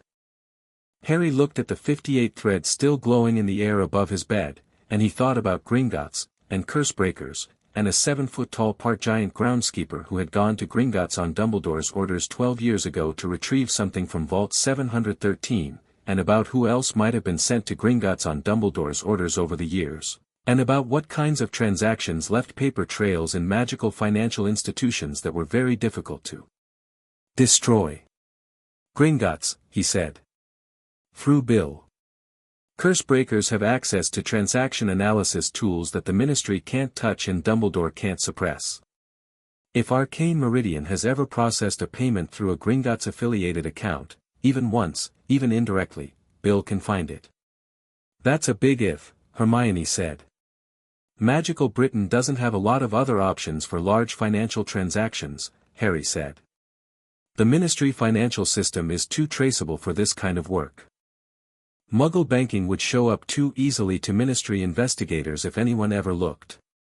Gringotts is the only institution both powerful enough and private enough to use. At some point, the money went through a Gringotts account. Hermione was silent for a moment, running the logic. Then she wrote something down. I'll have a more detailed framework for Bill in tonight's update to Sirius. By mid-afternoon, the room had settled into a working quiet that felt, for the first time, like progress rather than reaction. Harry reviewed documentation, Hermione wrote and researched, Pomfrey ran 2 more stripping sessions between their work, 3 more charms removed, bringing the total to 17, and the number 55 felt meaningfully different from 72. Outside the hospital wing windows, Hogwarts carried on its Thursday. Students walked to class and back. Quidditch teams practiced on the pitch. Somewhere in the castle, Umbridge taught educational decrees to people who were trying not to think about educational decrees. Somewhere in the castle, Dumbledore moved through his day with the knowledge that 14 of his carefully placed charms had gone dark overnight, and that the boy he'd been watching since birth was in the hospital wing with Poppy Pomfrey, and that something had changed. At 3 in the afternoon, an owl arrived through Pomfrey's private window, bypassing the school's owl system entirely. It was from Neville. Harry opened it and read it. It was short. 6 lines. Neville's handwriting, which had been cramped and nervous in first year, had gotten considerably cleaner over 5 years. Harry. I want to be there. I've known for a while that something was wrong with how things were arranged around you, around us. I didn't know what it was, but I knew it. I'll be there tonight. I have something to tell you too. Something I found in my grand study 2 summers ago that I've been carrying around not knowing what to do with it. I think it might be relevant. And Harry read it twice. He thought about Neville's parents, in St. Mungo's. He thought about the timing of what had been done to them, and who had benefited from their incapacitation, and who had subsequently been positioned as the central figure of the resistance, the face of the light, the man everyone turned to. He thought about the word arrangement in Neville's letter, how things were arranged around you, and how it was exactly the right word. Not accidental. Not the result of terrible luck. Arranged. He folded the letter carefully. Neville's coming tonight, he told Pomfrey. She accepted this without surprise. I'll arrange dinner for everyone, she said, and the word arrange hung in the air for a moment with its new weight before she went about the very practical business of making sure that the people dismantling Dumbledore's 30-year intelligence network had enough to eat while they did it. Harry lay back against his pillows and looked at the 55 remaining threads, and thought about what Neville was carrying, and waited for evening. Chapter 3, The stripping Neville arrived at 7:15 with a satchel under his arm and the look of someone who had made a decision and was committed to it so thoroughly that the nervousness had burned off and left something cleaner underneath. He came in, took one look at the constellation of glowing threads above Harry's bed, and said, "How many?" 55 now, Harry said. Started at 72. Neville set his satchel down and pulled up a chair. Right, he said, and the word had a weight to it that Harry recognized, the same weight Ron's right had carried 2 nights ago. The weight of someone choosing a side they'd already chosen, just making it official. Fred and George arrived 12 minutes later through Pomfrey's private flu, which they managed without invitation or announcement in the way that Fred and George managed most things, as though the world's logistical constraints were a matter of polite suggestion. They came through back to back, which shouldn't have been physically possible, and straightened up in Pomfrey's office with identical expressions of controlled outrage poorly disguised as casual interest. Fred looked at the diagnostic display. He pointed at it, looked at George, and said nothing. George looked at it, looked at Fred, and said nothing. They both turned to Harry. 72, Harry said, preempting the question. 55 now, Ron added, from the corner. Right, Fred said. Right, George said. Then they both looked at the gold and silver threads in particular, the deep helix cluster of Dumbledore's six, and something went through both of their faces that was not the joke shop front they usually wore. It was brief and unguarded, the expression of people who had grown up in a home full of Dumbledore's portraits and their mother's reverent trust, seeing the foundation of that trust lit up in evidence above a hospital bed. Then Fred turned to Pomfrey and said, "Right, so tell us about Arcane Meridian." Sirius came through the flue at 8, and Bill Weasley, who nobody had been expecting quite yet, because his letter had only gone out that morning, came through 30 seconds behind him, still in his Gringotts work robes with the sleeves rolled up, looking like a man who had read 4 sentences and immediately operated to the nearest available flue connection. Ron stared at his eldest brother. "You were in Egypt this morning." "Cairo, technically," Bill said. "And now I'm here." He looked at Harry. "Show me the cross-reference registration." Harry handed it to him. Bill read it in approximately 11 seconds, then read it again, then held it up to the lamplight as though he suspected it might reveal something different under different illumination. His expression went through several distinct phases. He set it down. "I know this brokerage," he said. The room went quiet. "You know it," Harry said. "Not personally. Professionally." Bill pulled out his own notes. He'd come prepared, which meant he'd been working since Harry's letter arrived. "Gringotts has flagged Arcane Meridian twice in the last decade for irregular transaction patterns. They never pursued it because the flagged transactions were always just inside the legal threshold, and Gringotts doesn't act on almost illegal, only on actually illegal." He spread his notes on the desk beside Harry's bed. "But the flags are in the system. And flags create records. And records, in a Gringotts context, are essentially permanent." "Can you pull them?" Harry asked. "I can pull the transaction records that Gringotts itself holds," Bill said. "That gives us the payment chains on the financial side. What I can't pull from Gringotts is the client list, that's held by the brokerage itself. But the payment records will show us who was paying in. Which means we can identify who was paying Dumbledore for your information." He paused, and the pause had a particular quality. "If Dumbledore was being paid. The alternative is he was doing it for free," George said. "Which is either more idealistic or more sinister depending on how you look at it." "It's not free if the currency is influence," Sirius said, from the corner where he'd taken up a position that put his back to the wall and his eyes on the door. Old Azkaban reflex that he'd never quite shaken. "Information brokerages don't just deal in money. They deal in favors, alliances, political positioning. If Dumbledore was feeding them data about Harry, he could have been taking payment in the form of support. Votes. Leverage over other people's secrets. Which he then used to maintain his political position as Chief Warlock," Hermione said.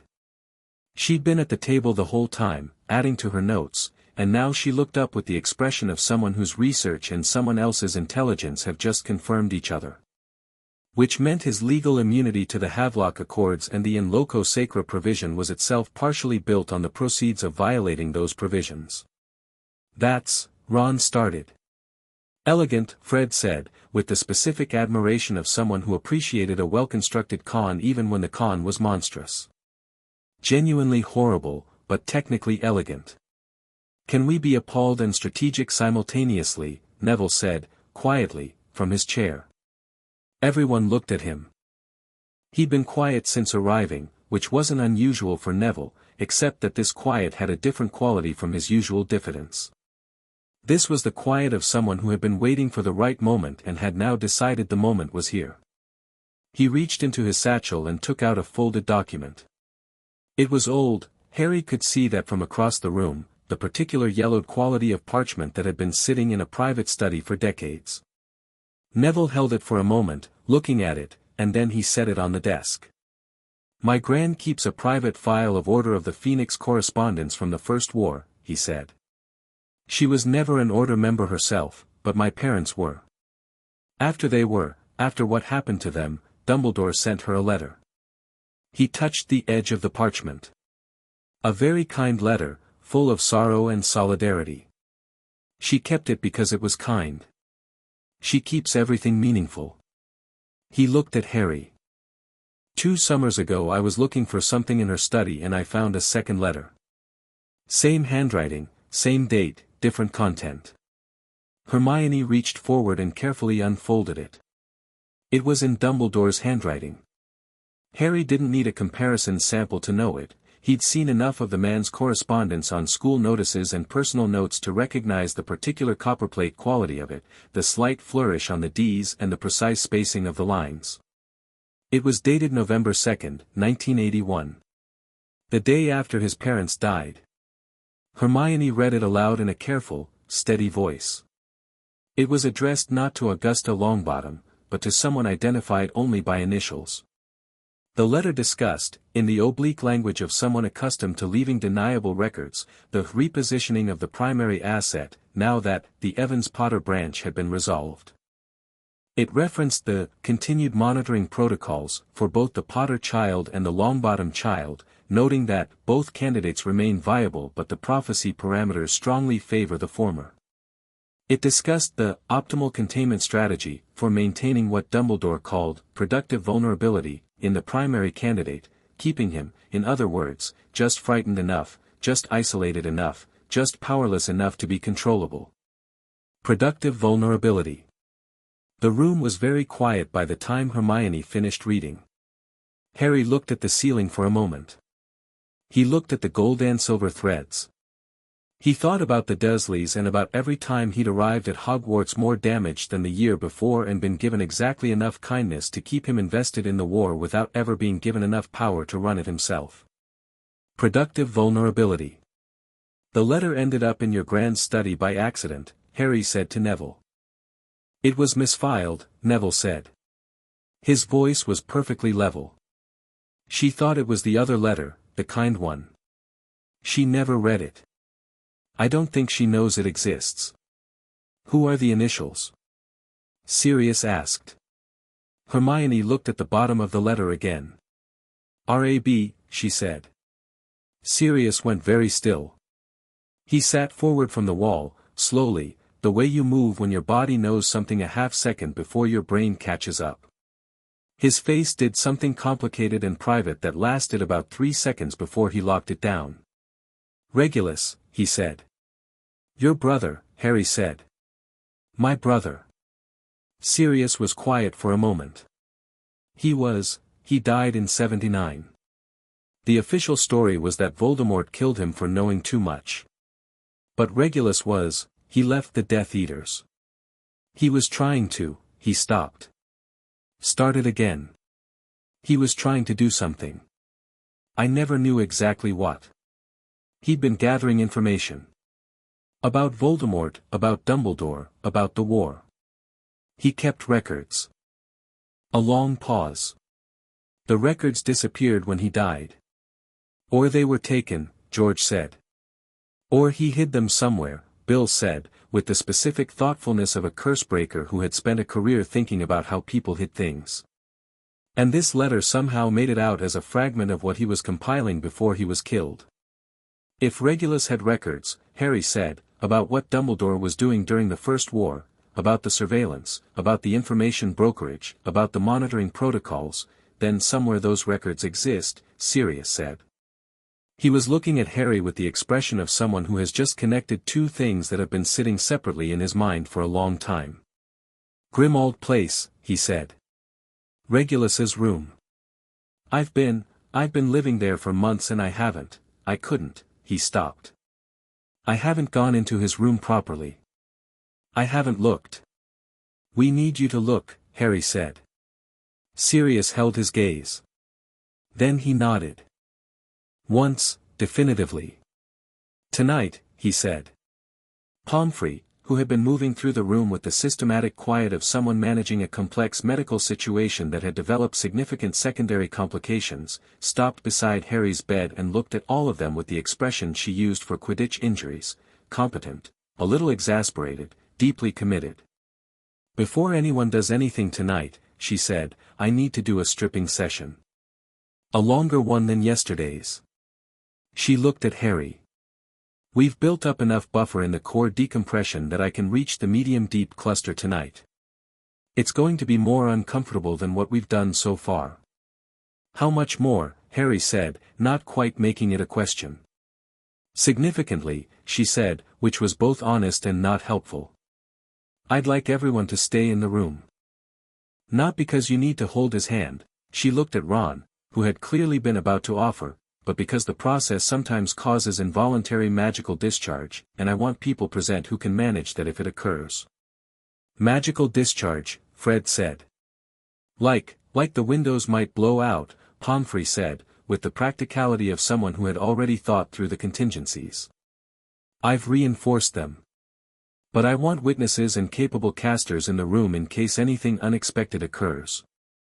She looked around at the assembled group, a Gringotts Cursebreaker, a pair of recently qualified wizards who'd managed more experimental magic than their NEWTS covered, a registered animagus, and Hermione. This will do. She had Harry shift to a more central position on the bed and ran a preliminary scan, noting the current state of the core with several careful diagnostic sweeps. Harry watched her face as she worked, looking for the thing he'd seen 2 days ago, the fear, and not finding it. What he found instead was concentration, deep and total, the face of someone in their full professional competence. I'm going to start with the third cluster, she said. The combined monitoring array, the ones tracking your magical output and emotional state simultaneously. They're the most extensive of the medium-deep ones but also the most isolated, which means I can work on them without risk to the surrounding core architecture. She looked at him directly. The sensation when I reach them is going to feel like something pulling that doesn't want to come. Your magic will resist. I need you to consciously let go when you feel that resistance. Don't fight the pull. Let it come. Let it come, Harry repeated. Trust the process, she said. Trust me. He lay back. He looked at the ceiling and breathed. She began. The first 2 minutes were manageable, the familiar warmth and light pressure of the surface work, the small lightnesses as individual threads lifted free. He heard Hermione make a small sound across the room and knew she was watching the diagnostic display, counting the threads as they went dark. Then Pomfrey reached the third cluster. The resistance hit like a wall. It wasn't pain exactly, not at first. It was more like something he'd always thought was part of himself asserting its right to stay. Like the feeling of trying to remove something with roots, except the roots were 15 years deep and the soil was his own magic, and both of those things were fighting to keep the foreign structure because they'd grown around it so thoroughly they'd stopped knowing where it ended and he began. He breathed. He felt the pull.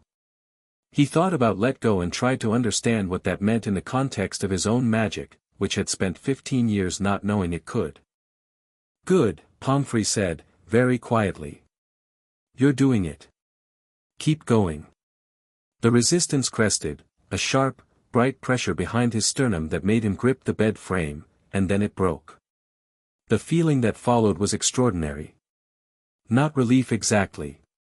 More like the difference between hearing music through a wall and hearing it in the same room. Everything sharpened. The air felt different against his skin, more present, and his magic, which had always felt like something slightly out of reach, lurched forward like a dog that had been on a too tight lead for years and had just felt the slack. Steady, Pomfrey said, because she'd felt it too, the shift in the room's magical pressure. Don't engage it. Just let it settle. He let it settle. It took longer than he expected because it kept moving, searching, as though now that a portion of the suppression had lifted, it was running through his channels looking for more space. The diagnostic display above him flickered, several threads pulsing more brightly before dimming, and across the room Fred made a sound that was half laugh and half awe. Harry, Fred said, your diagnostic field just doubled in radius. Is that normal? Ron asked Pomfrey. It means the core was compressed, Pomfrey said. The natural magical field expands when the external pressure is removed. It's exactly what should happen. She was already moving to the next cluster, her focus absolute. It's going to keep happening. How much? Hermione asked, and her voice had that quality it got when she was updating her mental model of something significant. Difficult to say, Pomfrey said. Magical potential that's been artificially suppressed since infancy. She reached the next cluster and Harry felt the resistance build again, a different flavor this time, less structural and more emotional, somehow, like lifting something that was also a feeling, is very difficult to quantify in terms of the gap between suppressed capacity and natural capacity. We won't know the full picture until the stripping is complete. The next cluster came out in pieces, 3 threads in quick succession, then a pause, then 2 more, then a single stubborn one that took Pomfrey 4 minutes and made Harry's back arch involuntarily off the bed as the last of it pulled free. He was sweating now. Not badly, but enough to notice. Pomfrey handed him a glass of water without breaking her focus and he drank it without sitting up fully. Neville, who had been watching from his chair with intense attention, leaned forward. "What does it feel like?" he asked, and the question was genuine, unshowy, the question of someone who was cataloging this for reasons of their own. Harry thought about it. Like, you know when you're in a room with a sound you've been hearing so long you stop noticing it, and then it stops. He looked at the ceiling. Like the room is suddenly a lot quieter than you knew it was supposed to be. Neville was quiet for a moment. Then he nodded. "Yeah," he said softly. "I think I know what that feels like." Something passed between them that didn't need to be elaborated on. Pomfrey worked for another 40 minutes. Harry lost track of the thread count somewhere around the 2/3 mark of the session, not because he stopped paying attention but because the sensation had shifted from individual extractions to something more continuous, a sustained low-level unwinding that was oddly meditative. He lay still and breathed and felt, incrementally, like himself, some version of himself he'd never quite met before. When she finally set her wand down, she had the expression of someone who has completed a demanding piece of work and is privately satisfied with the execution. She ran the diagnostic sweep and let the numbers land. 38 remaining, she said. Ron let out a slow breath. We started at 72. We started at 72, Harry confirmed. You've gone from 72 to 38 in 2 days. The rate increases as the core decompresses, Pomfrey said. I expect to clear another 12 tomorrow, possibly 15. At that rate, 4 or 5 more days to the deep ones, Hermione said, doing the math automatically. And then we're at Dumbledore's 6 and the Voldemort connection. Correct, Pomfrey said. And those last 7, she paused carefully, are a different category of work. The previous sessions have been extraction. Those final ones are going to be more like surgery. Surgery, Harry said. The core-embedded charms have been part of your magical architecture for 15 years. They can't simply be pulled out. They have to be carefully separated from the structures that have grown around them, and those structures then need to be encouraged to fill the space that's left. She was clinical about it, which he appreciated. It will be painful. It will take considerable time. And it will need to be done in a single session because once we begin on the core-embedded charms, we can't leave them half removed. That would be more dangerous than leaving them in one long session, Harry said. Plan for 6 to 8 hours, she said. At minimum. He thought about that. He thought about 8 hours of Pomfrey reaching into his magical core and disentangling 15 years of Dumbledore's elegant, terrible craftsmanship.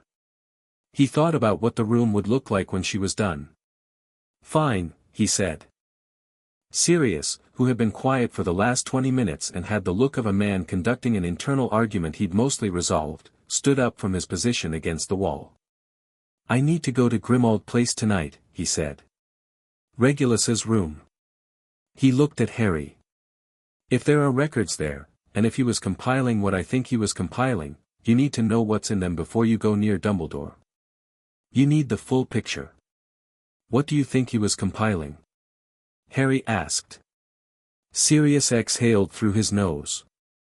Regulus was, my brother and I didn't agree on much. He joined the Death Eaters because our family expected it and he was 17 and not brave enough yet to refuse. But he had a mind. He was meticulous. And he had a habit of collecting things that he thought he might need later. A pause. He was afraid of Dumbledore. Not in the way Death Eaters were afraid of him, not tactically. He was afraid of what Dumbledore was. What he was willing to do. Reg said once, I was a 6th year, he was a 5th year, we were barely speaking. He said that the difference between Dumbledore and Voldemort was aesthetics, not morality. The room absorbed this. I thought he was being dramatic, Sirius said. I thought it was the Death Eater training talking, the family rhetoric, all of it. I was wrong. He looked at Harry steadily. Or I was wrong about why he was saying it. After Sirius left through the flue, the room rearranged itself into a working quiet. Bill spread his Gringotts notes across the large desk and began drafting the formal request for the Arcane Meridian transaction records, a process that required precise legal framing, because the request had to be authorized under Gringotts' own charter rather than ministry law, which meant it couldn't be intercepted or blocked by ministry officials.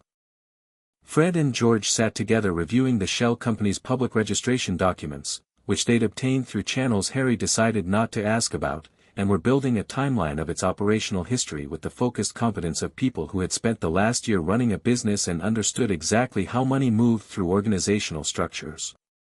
Hermione sat next to Neville.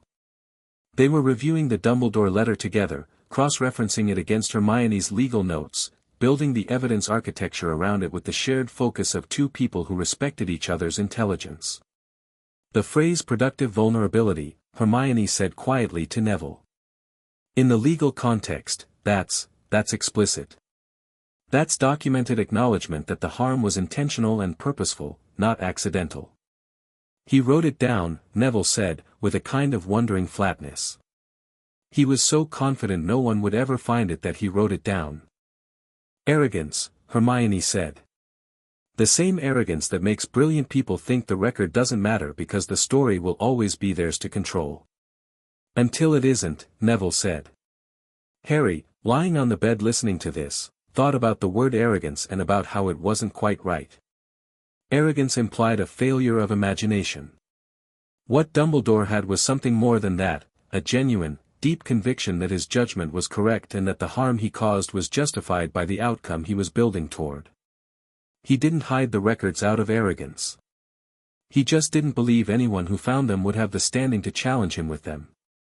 That was the part Harry intended to correct. At 10 o'clock, Pomfrey enforced a break with the unmovable authority of her professional position.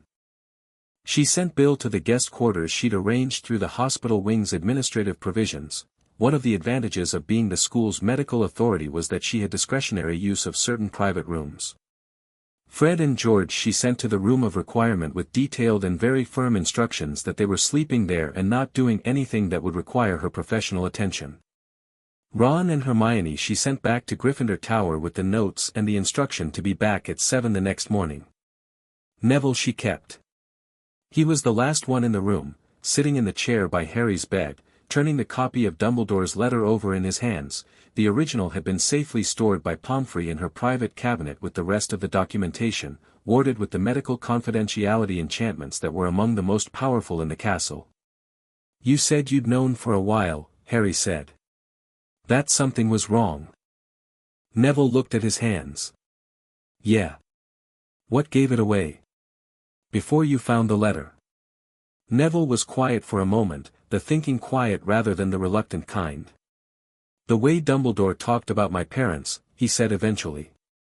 In class, in passing, in the way that adults mention things when they think you're not processing it properly. The way it was always useful. Their story was always useful. The Longbottoms were brave, they sacrificed everything, but it was always in service of a point he was making about courage or sacrifice or standing firm. Never just grief. Never just the thing itself. He looked up. Do you know what I mean? It was always instrumental. Yeah, Harry said. I know what you mean. And then I found the letter, Neville said. And it said both candidates remain viable and I understood that my parents weren't tragic to him. They were a variable. Their incapacitation was a variable. And the way the variable resolved was convenient. He said the word like he was putting something down that he'd been carrying for 2 years, setting it on a table where other people could see what it looked like. Convenient for him. Harry looked at him. Neville, I'm not asking you to do anything about it, Neville said, quickly and clearly. That's not why I'm here. I'm here because I have evidence and because you needed it, and because, he paused, because what you're doing is right. And I want to be part of right. He looked at Harry steadily. That's all. Harry looked at him, this boy who had grown from a round-faced, forgetful kid who couldn't manage a levitation charm into someone who carried a 2-year-old piece of devastating information quietly and purposefully without collapsing under it, and thought that he had been severely underestimating Neville Longbottom. You're part of it, Harry said. Whatever comes next, you're part of it. Neville nodded. He tucked the copy of the letter back into his satchel, said goodnight to Pomfrey, and left. The hospital wing settled. Pomfrey ran a final check of the diagnostic display, 38 threads, the remaining clusters mapping the landscape of what still needed to come out. She made notes, adjusting her session plan for tomorrow, her handwriting moving quickly and precisely across the parchment. Harry watched the threads and thought about the session Pomfrey had described, the long one, the final one. The surgery on his core. He tried to feel the shape of what was already gone, the space where 27 chains had been removed over 2 days, and he could feel it, a clarity in his magical channels that hadn't been there before, a responsiveness. Pomfrey had told him not to test it, not to cast anything while the process was ongoing, because the field was unstable during stripping and unexpected results were possible. He'd respected that.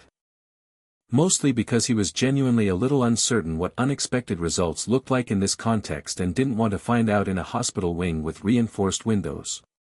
But he could feel it waiting. The magic that had always been slightly out of reach, slightly muffled, sitting now just slightly closer, like a room where someone had opened the windows after a long winter. He wondered what it would be at the end. He wondered what 38 more removals felt like, and what 6 and 1 felt like in particular, and whether the person on the other side of that session would be recognizably himself or something new. He thought about what Pomfrey had said. You'll be yourself. Whatever that turns out to be. He thought that was possibly the best answer anyone had ever given him. Sirius's message came back through the flue at 11:45, not Sirius himself, just a brief flare and a folded note that Pomfrey retrieved and brought to him. He unfolded it.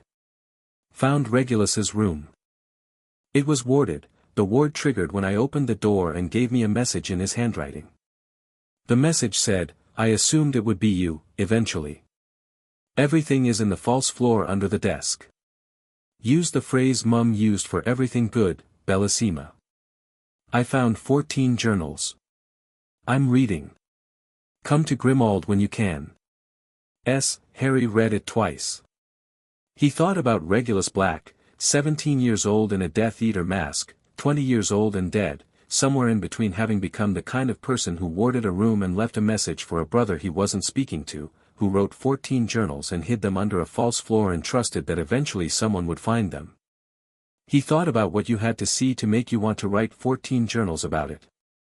He looked at the 38 remaining threads in the air above his bed, and the 6 gold and silver ones deepest in, and he made a decision with the quiet finality of someone who has finished considering options. When the stripping was done, all of it, every last chain, he was going to Grimmauld Place. And after Grimmauld Place, he was going to have a conversation with Albus Dumbledore. Not the kind Dumbledore was accustomed to having, where he sat behind the desk and dispensed wisdom and the person across from him listened. A different kind. The kind where everything was on the table, and nothing was left unsaid, and the person who walked out of that office when it was over wasn't going to be the person who walked in. He closed his eyes. Outside, the castle moved through the deep quiet of the small hours. In his study at the top of the spiral staircase, Albus Dumbledore sat by his fire with Fawkes on the perch beside him, and his many portraits slept, and his instruments clicked softly, and if several of those instruments were monitoring enchantments that had gone dark over the last 2 days, his face gave nothing away about what he made of that. In the hospital wing, 38 threads pulsed their patient rhythm in the dark. Pomfrey left one low lamp burning and went to her office to write. Harry slept, and for the second night running, the dreams were not of the usual kind, not Voldemort's hallways, not green flashes, not the spinning darkness of the pensive or the graveyard or the Department of Mysteries. The dreams were open. A field, maybe. Something wide and without walls. He didn't remember them when he woke, but he woke feeling something he was fairly certain he hadn't felt in recent memory. Rested. The third day of the stripping was not as dramatic as the second, but it was more total. Pomfrey worked for 3 hours in the morning and removed 15 threads with the steady efficiency of someone who had now done enough of this to have developed technique. Harry sat with it rather than endured it, the resistance still there but more familiar now, like a sparring partner whose weight and method he was learning to anticipate. By noon of the third day, 23 remained. Hermione had brought her complete legal framework, 6 pieces of parchment, closely written, organized by argument category. She went through it with Harry and Bill at the desk while Pomfrey took her lunch break, and the thing that Harry kept noticing was how solid it was. Every argument reinforced by multiple precedents. Every potential objection addressed. The in loco sacra provision, the Havelock Accords, the foundational magical law that predated every institution that might otherwise have protected Dumbledore, all of it layered together into something that was not just legally sound but logically airtight. This would convince a Muggle court, Bill said, reviewing the last section. It needs to convince a magical one, Hermione said. It will convince the public first, Harry said. Before it goes to any court. They both looked at him. The Wizengamot moves slowly, Harry said. Dumbledore has allies in it. The Ministry will try to suppress it. But the public, the magical public, doesn't move slowly when they're angry. And what's in these documents is the kind of thing that makes people very angry, very fast. He looked at Bill. When the transaction records come back from Gringotts, what's the fastest way to get them into public knowledge without going through the Ministry press apparatus? Bill was quiet for a moment. The Daily Prophet is in Fudge's pocket, he said. But the Quibbler isn't. Luna Lovegood's dad runs it. He publishes things nobody else will. Lovegood, Harry said. He'd need verification.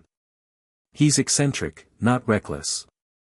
But if you bring him the Gringotts records, Pomfrey's scanned documentation, the Dumbledore letter, and the Havelock Accords analysis, he publishes it, Harry said. He publishes it, Bill confirmed. Harry made a note. He added Luna to the mental list, then thought about Luna herself, the calm, particular certainty she moved through the world with, the way she saw things other people didn't see, the way she was never afraid of being the only one in the room who believed something, and thought that Luna Lovegood was probably less surprised by this than any of them, and might well have been waiting for someone to catch up. Fred and George had spent the morning doing something with the Arcane Meridian registration documents that they hadn't fully explained but which had resulted in George declaring, with quiet satisfaction, that they now had a contact inside the brokerage itself. How? Ron said. Carefully, George said. Ethically? Hermione asked. Fred and George exchanged a look. Define ethically, Fred said. Did anyone get hurt? Harry asked. No one got hurt, George said. We simply identified an employee of said brokerage who has reason to be unhappy with their employer and offered them a small financial incentive to share certain administrative records. Whistleblower, Hermione said, relaxing slightly. If you want to use the boring word, yes, Fred said. What records? Harry asked. Client intake forms, George said. Which are the documents brokerage clients complete when they first establish an account. Which contain, among other things, the nature of the surveillance product being supplied, the name of the supplier, and the agreed payment structure. He reached into his robes and produced a folded set of documents. We have Dumbledore's. The room went quiet for the third time in 3 days, which Harry was beginning to think might become a regular feature of this particular investigation. He took the documents. He read them. The client intake forms were dry, bureaucratic, and utterly damning. They listed Albus Percival Wulfric Brian Dumbledore, full name, as the surveillance data supplier. They listed the product as comprehensive magical subject monitoring, juvenile, high-profile, ongoing. They listed 13 clients who had purchased access to the data feed, ranging from ministry sub-offices to private individuals to 2 international magical organizations Harry didn't recognize. They listed the payment structure, which was not financial but exactly what Sirius had predicted, a ledger of favors, political agreements, and what the forms described as reciprocal intelligence sharing. And at the bottom of the form, in the space marked supplier notation, in Dumbledore's handwriting, was a single sentence. Subject is unaware and will remain unaware. Monitoring to continue through resolution of primary conflict. Harry read that sentence 4 times. He folded the forms. He looked at Pomfrey's ceiling. Primary conflict. He was being watched through the resolution of the war, which was the same as saying he was being watched until he died, either Voldemort's death or his own, whichever came first, and the watching was being sold to 13 separate buyers, and the people selling it had written subject is unaware the way you write a product specification, and the person who had set up the whole system was the man who had stood at his parents' graveside and grieved with perfect sincerity. He wondered, sitting with all of that, what to feel. He thought about the Dursleys, the cupboard under the stairs, the coldness of it, the way he'd spent years telling himself it was temporary, that there was somewhere else, that Hogwarts was real. He thought about arriving here at 11 and finding something that looked like home. He thought about the way he believed, completely and simply, for 5 years, that whatever Dumbledore did was for his protection. He thought about productive vulnerability, and about primary conflict, and about subject is unaware. He was aware now. Right, he said, and his voice was very quiet and very clear. Let's finish this. Pomfrey came back from her lunch break, took one look at him, looked at the documents on the bed, and made a sound that was not quite a word and not quite not a word. She picked up her wand. Another session? Harry asked. Another session, she said. By the end of the 3rd day, 19 threads remained. 7 of them were the final deep ones, Dumbledore's 6 and the Voldemort scar connection. The other 12 were mid-depth clusters that Pomfrey cleared over 2 sessions the next morning, working with increasing speed as the core continued to open up, the removal of each subsequent layer making the next one easier to reach. On the 5th day, at 2 in the afternoon, Pomfrey set her wand down and looked at the diagnostic display and said, without dramatics, 12 removed. 7 remaining. We're ready. Harry looked up at the 7 threads. 7. After 72. After 5 days of this, of the pulling and the resistance and the incremental lightness and the room full of people building something around him while he lay on a hospital bed and let himself be unmade and remade. 7 threads. 6 silver and gold helices, pulsing with Dumbledore's signature elegance. 1 deep amber thread coiled tight around the scar. When? Harry asked. Tomorrow morning, Pomfrey said. First light. Clear mind, rested body, and everyone here who needs to be here. She looked at him. I need you to eat a proper meal tonight and sleep a full 8 hours and not think too hard about any of it. That last one's ambitious, he said. I know, she said. Try anyway. He tried. He didn't entirely succeed. Who could sleep on the night before someone reached into the deepest part of them and removed the last chains, but he got enough. He lay in the dark and felt the 6 remaining gold and silver threads pulse in their patient rhythm, and he thought about Dumbledore writing Bellissima in the margin of someone's report on a 15-month-old surveillance protocols, and about Regulus Black leaving journals under a false floor for a brother he wasn't speaking to, and about his parents in their house in Godric's Hollow going about the last months of their lives, watched. He thought about tomorrow. He went to sleep. Chapter 4, The Confrontation. The final session began at 6:47 in the morning, while the castle was still in that particular pre-dawn state where the stone held the cold of the night and the corridors were empty and the world outside was the particular blue-gray of not quite light. Everyone was there. Sirius had come through the flue at 6:15 with Regulus's journals in a locked case and the look of a man who had spent 3 days reading things that had confirmed his worst suspicions and several that had gone beyond them. He didn't speak when he arrived. He put the case down, took his position against the wall, and looked at Harry with the expression he'd been wearing since the first night, the protective fury, the barely managed grief, except now it had something extra in it. Resolution.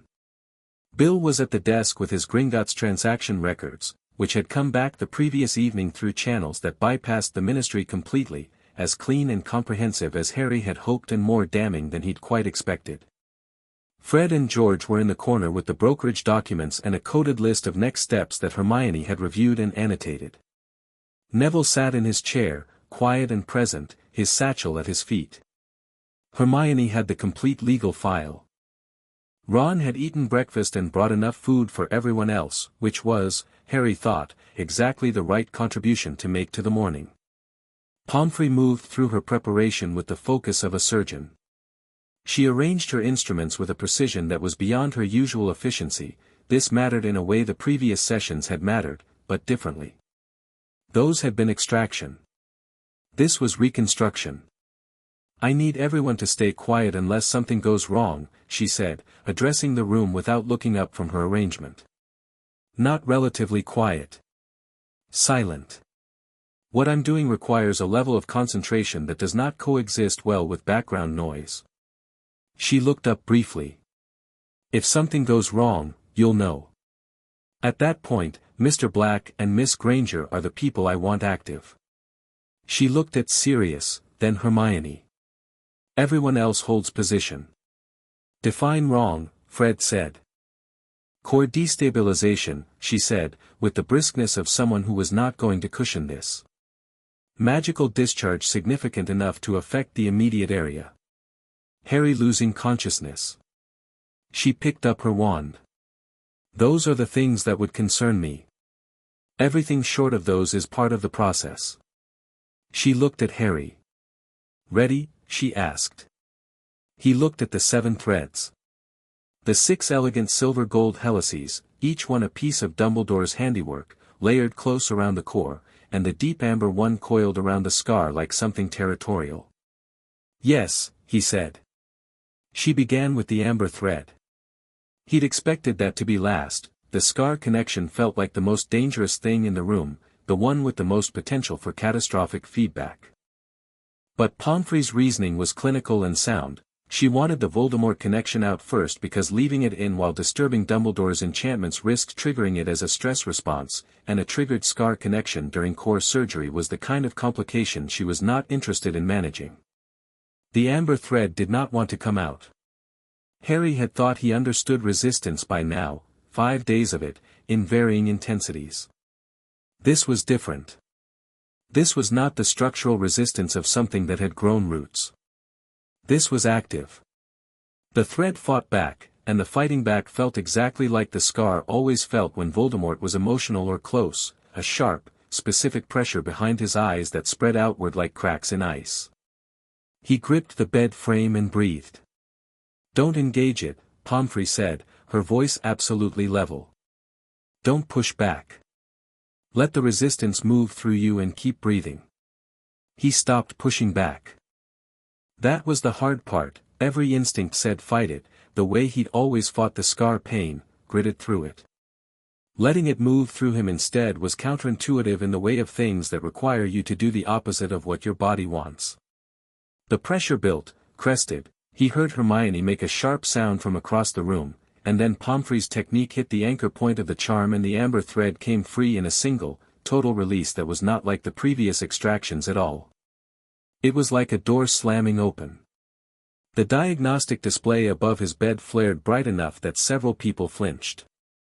The air in the room moved, actually moved, a pulse outward from the bed that ruffled parchment and extinguished the near candle on the bedside table. Harry heard his own breathing, suddenly very loud, and felt the absence of the amber thread like silence where there had always been static. Like being in a room where the walls had been pressing in slightly his entire life and had suddenly moved back a foot in every direction. The scar didn't hurt. He put his hand to his forehead. Nothing. The skin felt normal. The scar itself was still there, he could feel the ridge of it, but the ambient pressure, the low-level constant presence behind it that had lived in him since before he could remember, gone. Hold still, Pomfrey said, because he'd sat up slightly. We're not finished. He lay back. He understood now, viscerally, what the remaining 6 charms were sitting inside. Not suppressed magic, not just suppressed magic. He'd understood that intellectually, but the amber thread's removal had opened space in his core that had presumably always been occupied by the Voldemort connection, and the magic filling that space now was bright and immediate and enormous in a way that should have been frightening but wasn't, because it was his. Pomfrey looked at his face and read something in it. Good, she said simply. Now the hard part. She moved to Dumbledore's 6. She'd explained this beforehand, she'd explained it twice, with diagrams, which Hermione had photographed and studied and added to the file. The 6 charms were not separate objects embedded in the core. They were woven into it. The magical architecture of Harry's core had spent 15 years growing around them, integrating them structurally, the way a tree grows around an obstacle and eventually cannot be separated from it without significant surgery. She was going to have to separate them anyway. The first of Dumbledore's 6 began quietly. Pomfrey's wand moved in patterns Harry didn't recognize, longer, more complex than anything she'd done before, the kind of spell work that had no name he knew because it lived in the specialist literature of advanced healing magic that most wizards never needed to read. He felt it as a warmth, then a pressure, then something that was neither, a sensation he had no prior framework for, like trying to describe a color to someone who'd never seen it. The first charm lifted free after 9 minutes. The second took 14. The third took 22, and halfway through the third one Harry made a sound that he hadn't planned to make and Sirius moved from his wall position before Hermione put a hand on his arm, and Pomfrey said, "It's fine," with the calm confidence of someone who meant it. It was fine. It was also, Harry thought, the single most uncomfortable thing he had ever experienced, including the Cruciatus in the graveyard, which was saying quite a lot. Not because it hurt more, it didn't, not exactly, but because it was intimate in a way pain wasn't. It was the sensation of something being untangled from the part of you that was most fundamentally yourself, and every loop that came free felt like a small, permanent change. The fourth charm was the deepest. Pomfrey worked on it for 31 minutes. Harry later remembered this section in fragments, the sound of breathing in the room, which was everyone's despite the silence request, the way the diagnostic display above him pulsed unevenly, the sensation in his core that was like having a knot loosen from the inside, except the knot was also part of the weaving. At some point during those 31 minutes his magic responded to the disturbance with a brief, uncontrolled surge that blew the reinforced windows open, not out, just open, both panels swinging wide in the early morning, cold October air flooding in, and Fred caught them wandlessly with a quick Accio-adjacent charm before they could hit the outer wall. Nobody spoke. At the 29th minute, Pomfrey said, very quietly, "Harry. I need you to do something." "What?" he said. His voice sounded strange to him, like he was hearing it from underwater.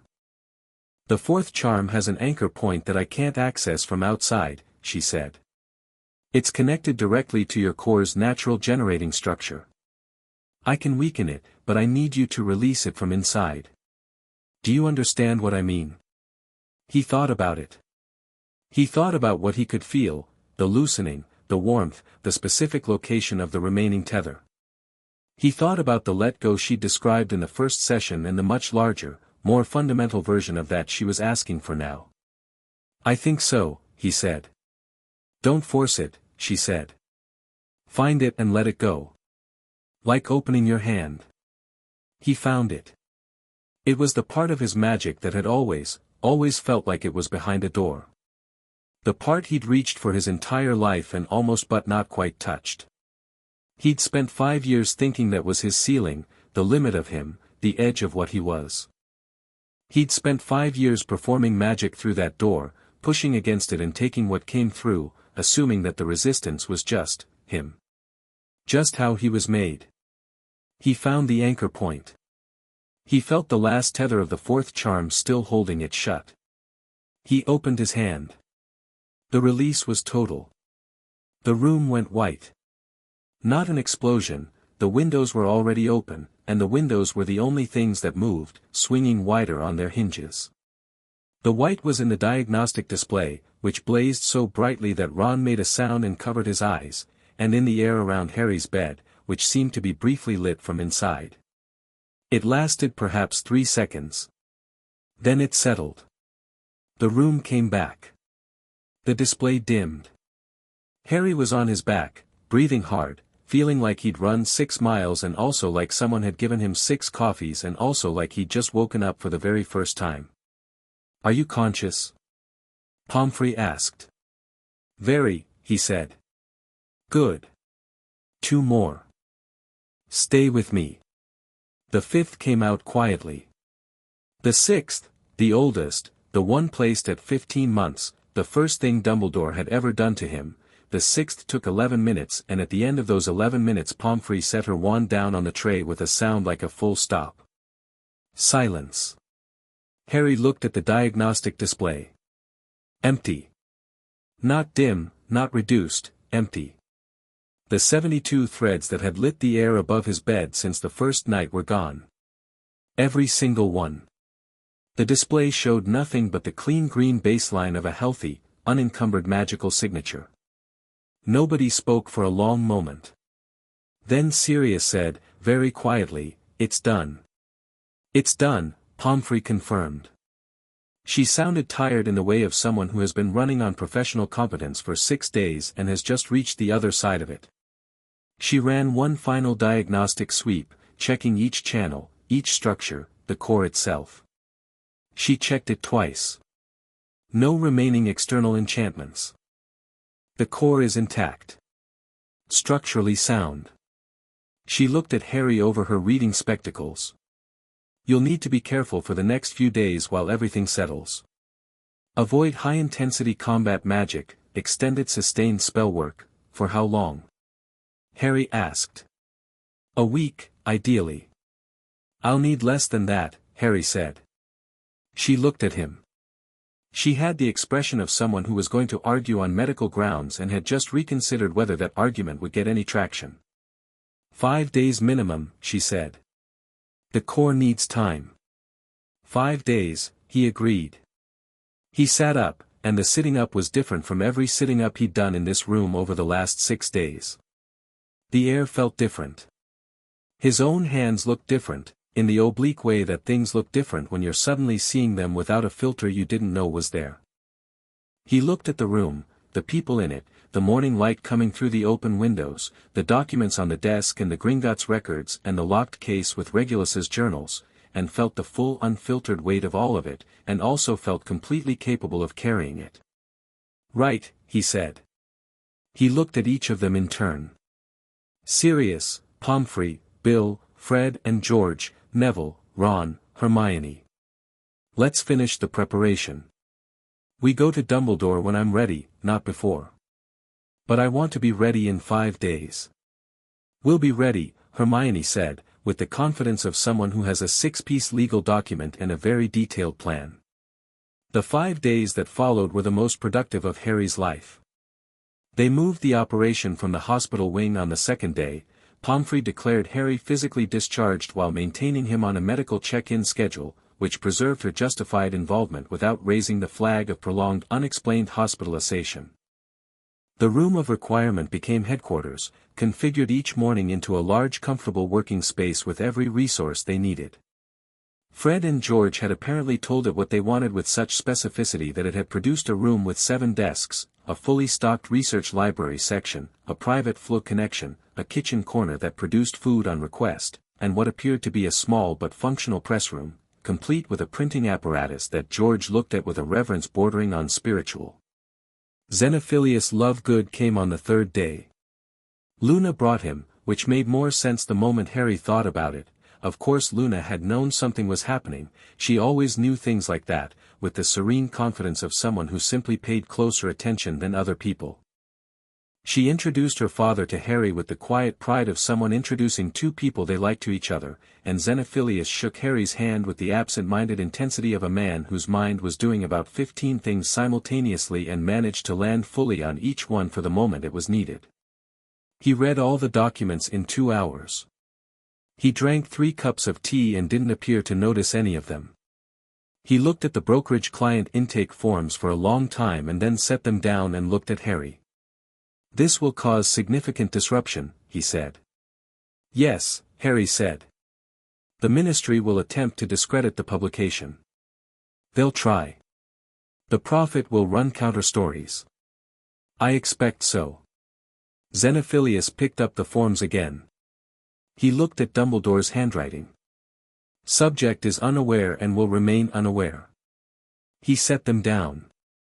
"I'll publish it in full," he said. "With copies of every document as appendices. I'll run 5,000 copies initially and have the printing plates ready to rerun within the hour if needed." He looked at Harry over his half-moon glasses. "When do you want it to run?" "The morning after I speak to Dumbledore," Harry said. Xenophilius nodded, as though this was the obvious answer. "Luna will coordinate," he said, which answered the question of whether Luna was in this, which Harry had suspected she was. Luna, from across the room, looked up from what appeared to be a drawing of something indeterminate and said, "I've been coordinating since Tuesday," without particular emphasis. On the 4th day, Cassandra Fawley arrived.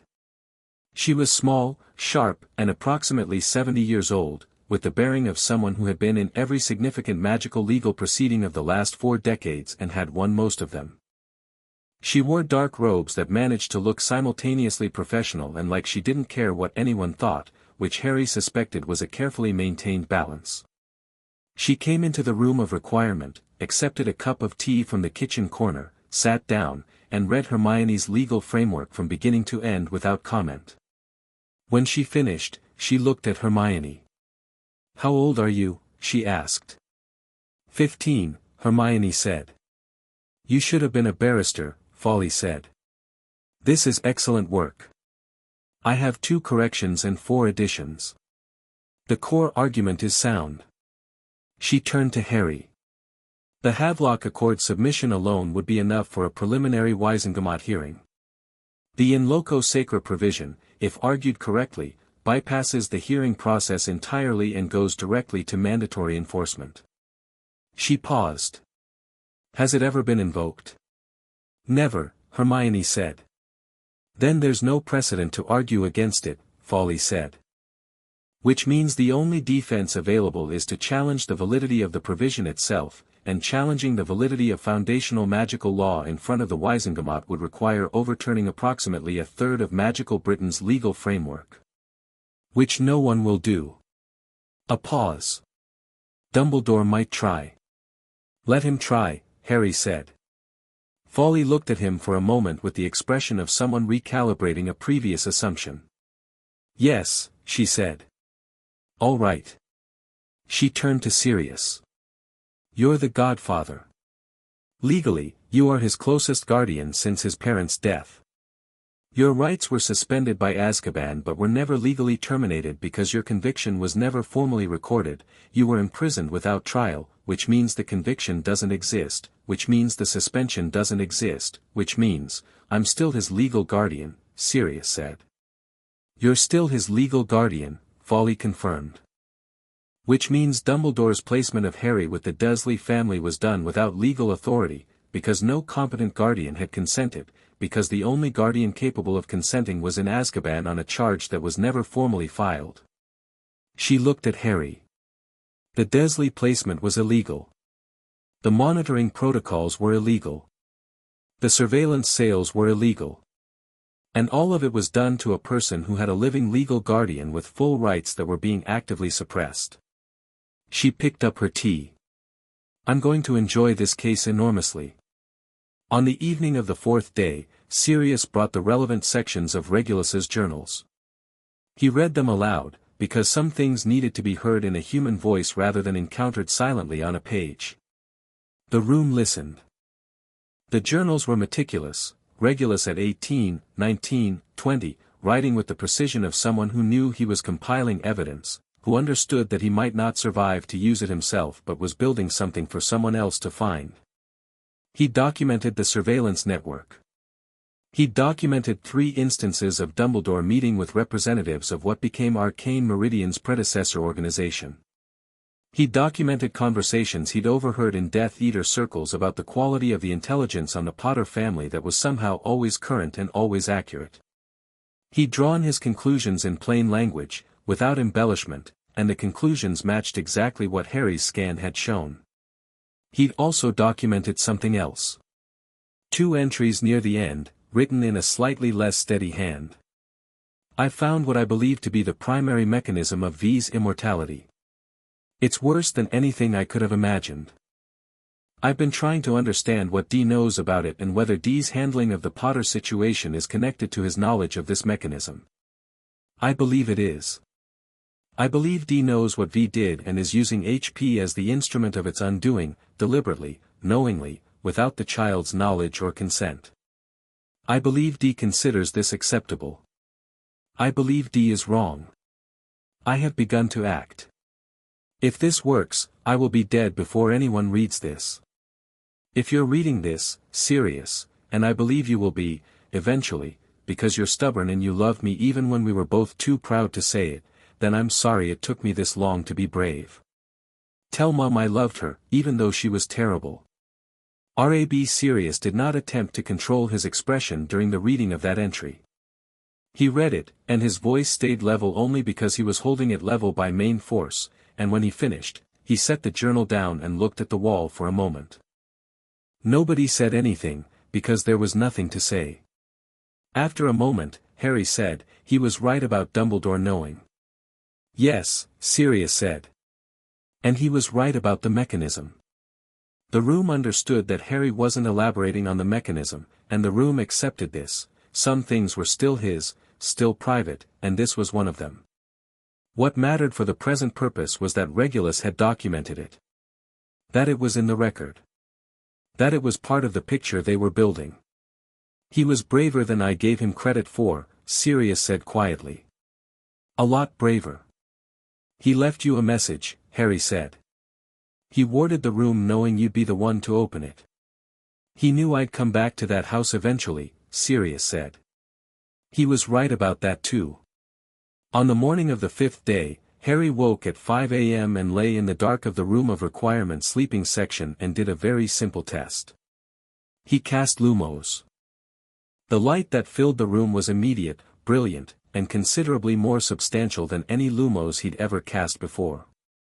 It was also perfectly controlled. He hadn't meant to fill the room, just to see, and he brought it down to the precise point of his wand tip with a focus that felt effortless in a way that casting had never felt before. He held it for a moment. Then he let it go. He got up, dressed, and told Hermione and Sirius that he was ready. Harry walked into Dumbledore's office at 3 o'clock in the afternoon on a Wednesday. He didn't knock. He spoke the password, Sherbet Lemon, which Hermione had obtained from a 7th-year prefect who'd had cause to visit recently, and climbed the spiral staircase and opened the door and walked in. Dumbledore was at his desk.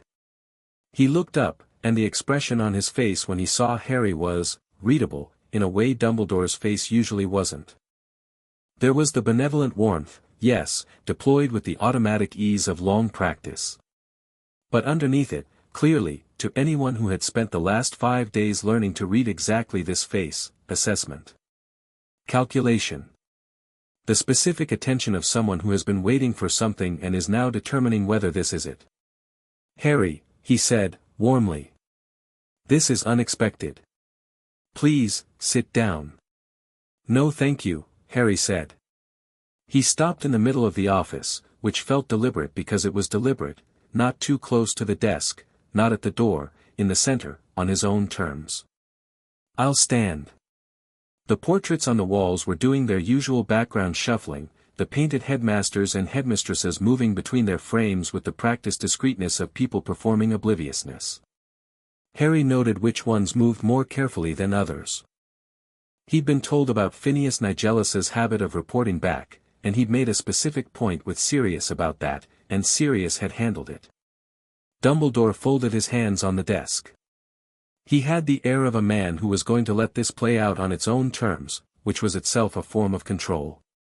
The patience of someone who'd had enough conversations with enough people over a very long life to know how to wait them out. "How can I help you?" Dumbledore asked. Harry reached into his robes and took out the folder. Not the full file, that was elsewhere, with Folly, with Xenophilius, with copies held in 3 separate locations that Dumbledore couldn't reach. This was a specific selection. He set it on the desk without crossing to it. "I had an emergency diagnostic scan 6 days ago," Harry said. "Madame Pomfrey found 72 tracking charms embedded in my magical core, bloodstream, scar, and shadow." Dumbledore's expression didn't change. "She identified the casters," Harry said. "The Ministry surveillance charms, Voldemort's scar connection, and 6 charms belonging to you." "Still nothing." "She removed all of them," Harry said. "Including yours." "That's done." Dumbledore sat for a moment. Then he said, "Harry, she also ran a cross-registry analysis," Harry said, "which identified that your charms had been transmitting my location data, magical output, and emotional state to multiple external parties, including an information brokerage registered as Arcane Meridian Consulting." He looked at Dumbledore steadily. "We obtained Arcane Meridian's client intake form for your account. With your signature. And the transaction records from Gringotts for all payments processed through the brokerage." Something shifted in Dumbledore's eyes. It was slight, but it was there, the first genuine response, the calculation reassessing. "We also have a letter," Harry said, "that you wrote on the 2nd of November, 1981, to Regulus Black, discussing the monitoring protocols you'd established on me and the strategic value of what you described as my productive vulnerability." The room was very quiet. Fawkes on his perch watched the proceedings with the amber patience of a very old bird who had seen many things. Dumbledore said, "Sit down, Harry." "No," Harry said. "I'll stay here." A pause. "How much do you know?" "Everything," Harry said. "The surveillance. The brokerage. The 13 clients who purchased access to my data. The payment structure. The fact that the Voldemort connection was supplemented by purchased intelligence from your own network, which means that on multiple occasions where Voldemort found me or had accurate information about my location, that information came partly from you." He paused to let that land. "Regulus's journals. The full documentation of the monitoring protocols from the First War through now. And the legal analysis, including the Havelock Accord's violations and the in loco sacra provision of the Hogwarts founding charter." Dumbledore was quiet for a moment.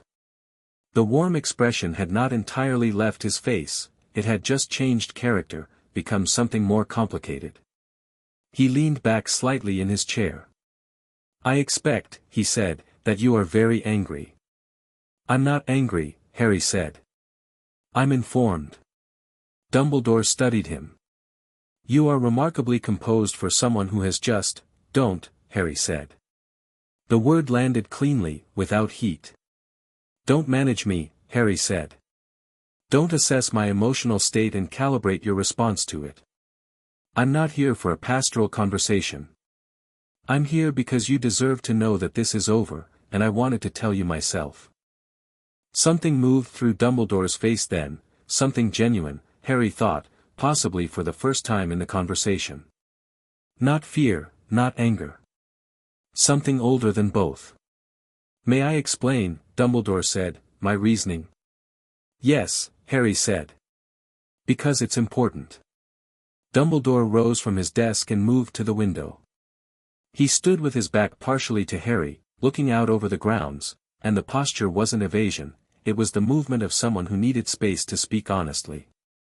"When your parents died," Dumbledore said, "I knew several things that the rest of the world did not. I knew the nature of Voldemort's connection to you. I knew the nature of the prophecy. I knew what you would eventually be required to do." A pause. "I knew that Voldemort would return. I had no doubt of it. And I knew that when he did, the difference between a boy who was prepared to face him and a boy who was not would be the difference between survival and extinction, not just yours, but the magical world's. And the tracking charms? Harry said. Were intended to ensure that you would survive to reach the moment of necessity, Dumbledore said. Every time your location was transmitted, it was transmitted to parties I believed I could manage. The Ministry surveillance was anticipated. I allowed it because challenging it would have drawn more attention than managing it. Voldemort's connection to your scar was, he paused, more complex. Removing it prematurely carried risks I was not willing to accept. The brokerage, Harry said. Dumbledore turned from the window. The intelligence I provided to Arcane Meridian was, curated, he said. I did not provide your vulnerabilities. I provided information that allowed certain parties to believe they had access to you, while actually feeding them a managed picture that I controlled. It was a disinformation operation as much as a surveillance one. Harry looked at him. The client intake form says you provided emotional state monitoring data, he said. Who were you running disinformation on that needed real-time access to my emotional state? Silence. The answer to that question isn't in the client list, Harry said. Because the client list doesn't include Voldemort directly. But the intelligence trail does. The emotional state data was used to identify optimal strike windows, moments when I was most frightened, most isolated, most vulnerable. That data went through Arcane Meridian and reached him. He held Dumbledore's gaze. You were providing Voldemort with a schedule of my best moments to attack me.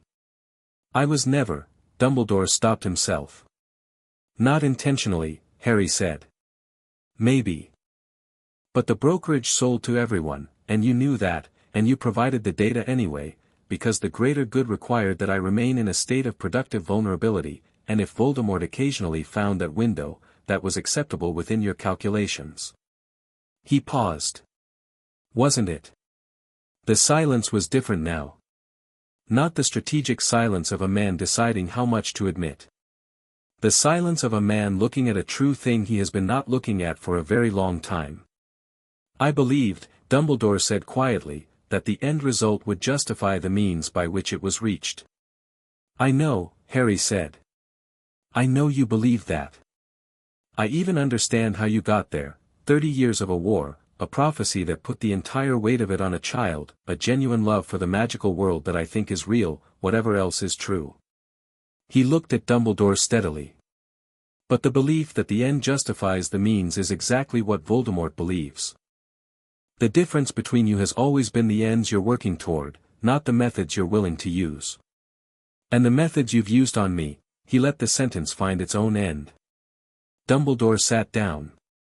Not at the desk, in the chair by the fire.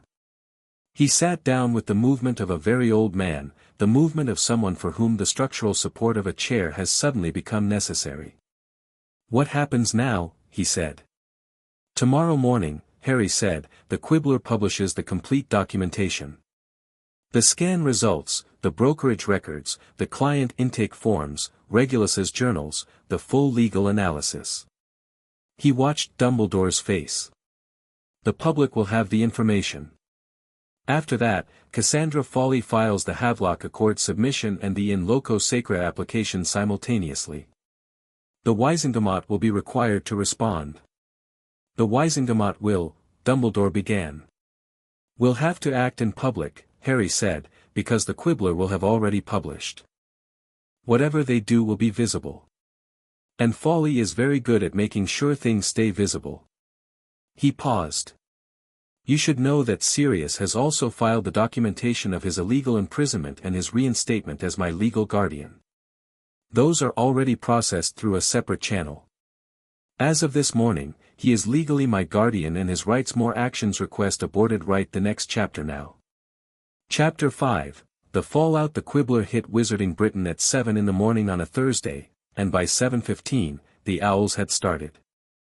Xenophilius had done exactly what he'd promised, full documentation, 5,000 copies, every appendix printed in clear legible type with facsimiles of the original documents so precise that even the particular quality of Dumbledore's copperplate handwriting was reproduced. The headline was simple. Not sensational, not clever, just the facts in a straight line. Dumbledore sold Harry Potter's location for 30 years. Full documentation inside. Harry was in the room of requirement when the first owl arrived, a compact grey bird that dropped a copy of the issue on the table in front of him with the efficient satisfaction of a job completed. He picked it up and looked at the headline for a moment, his own name in print, which he'd seen before, but never quite like this, never with this particular context, and set it down. Hermione was already reading. Ron had taken a copy and was turning pages. Neville sat at the end of the table with his hands around a mug of tea and the expression of someone who had been waiting for this particular morning for 2 years. "It's all there," Hermione said, without looking up. "All the appendices, the Gringotts records, the brokerage forms, Regulus's journals, the full journals, not just the relevant entries." He published the full journals. She turned a page. "The legal analysis is in a pull-out section.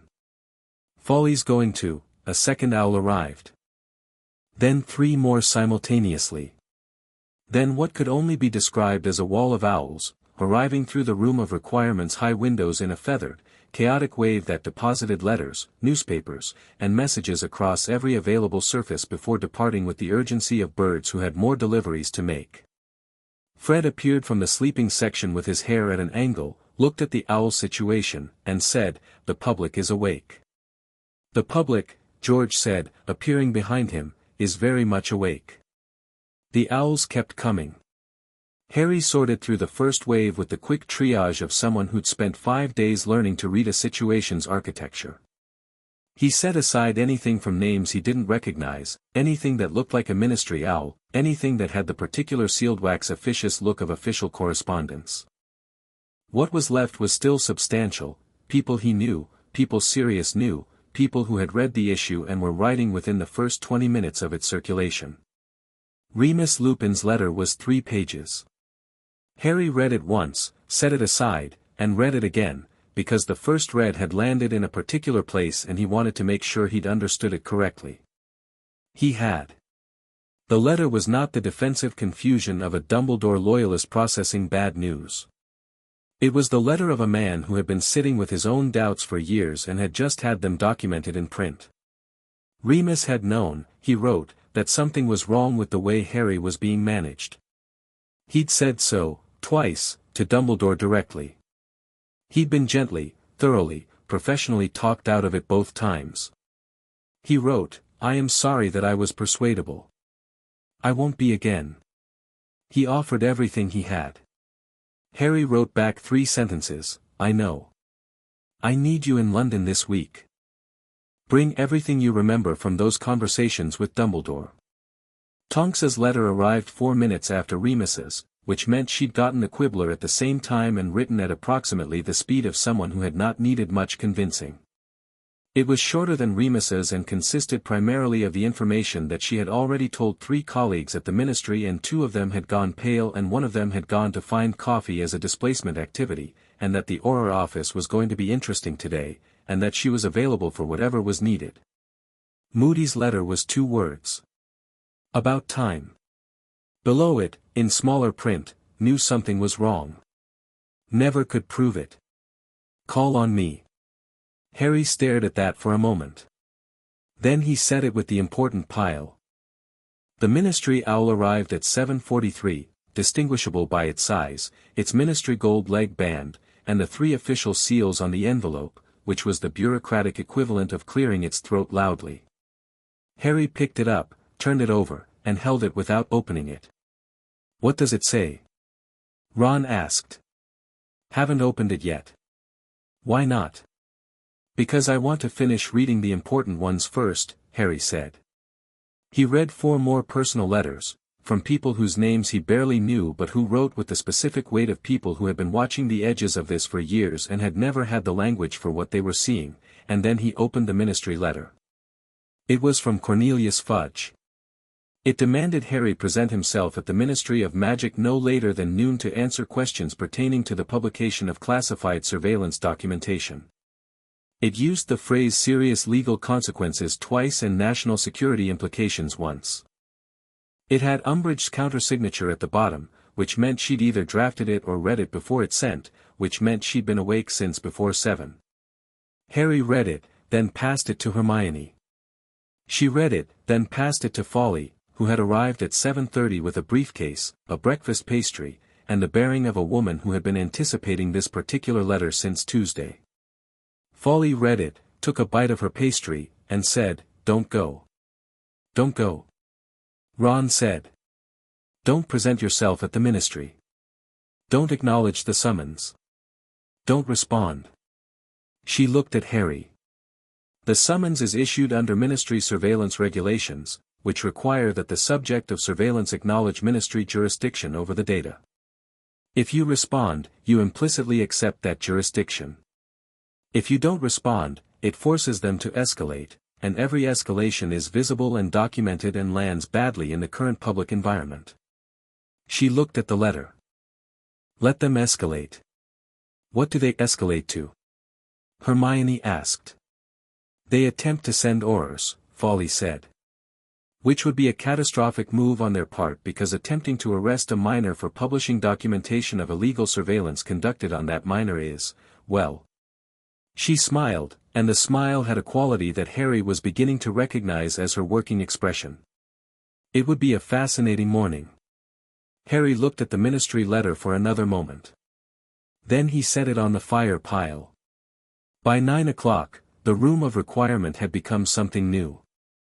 The morning had begun as a watching and waiting exercise and had developed within 2 hours into something more kinetic.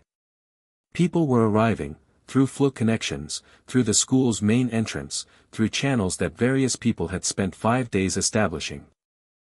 Arthur Weasley arrived at 8:15, and the sight of him in the doorway, his reading spectacles pushed up on his forehead, a copy of the Quibbler in one hand, an expression that was doing 3 things simultaneously, was one of the more complicated moments of the morning.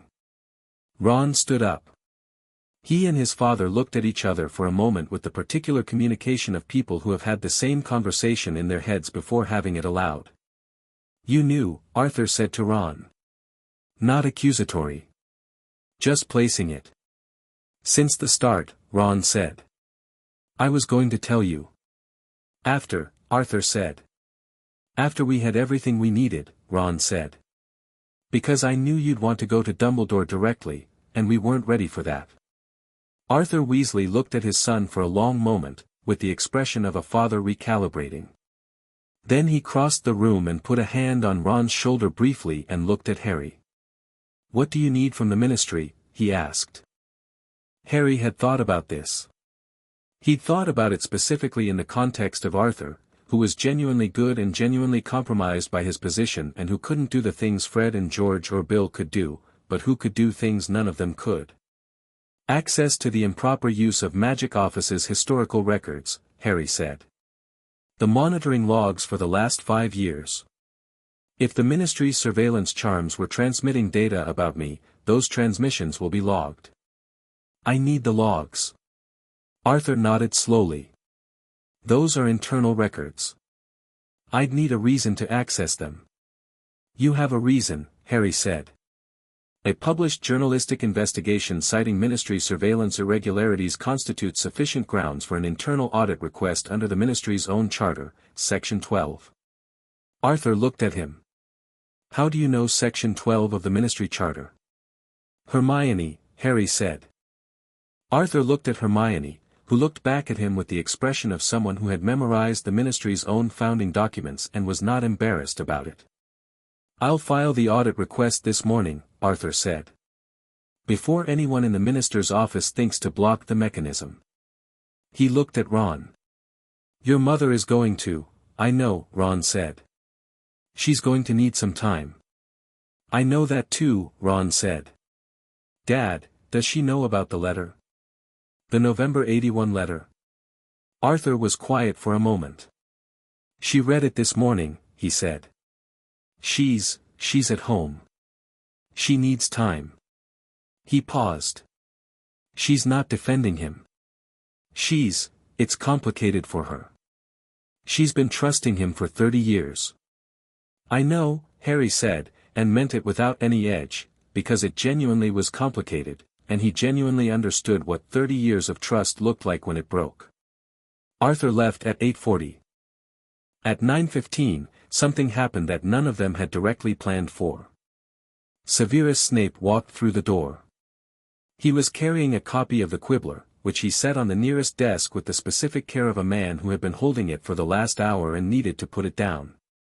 He looked at the room, the people, the files, the evident infrastructure of what had been built here over 5 days, and his expression went through several phases, none of which Harry had seen on his face before.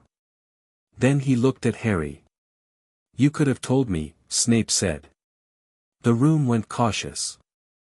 Harry felt several people around him tighten slightly, the instinctive response to Snape's presence that years of potions classes had trained into most of Gryffindor House. "I didn't know if I could trust you," Harry said. "A reasonable position," Snape said, which was not what anyone had expected him to say. He looked at the desk for a moment, as though the surface of it was interesting. "I knew about some of the charms. Not the full scope. I was aware of Dumbledore's monitoring because he discussed elements of it with me in the context of managing your training.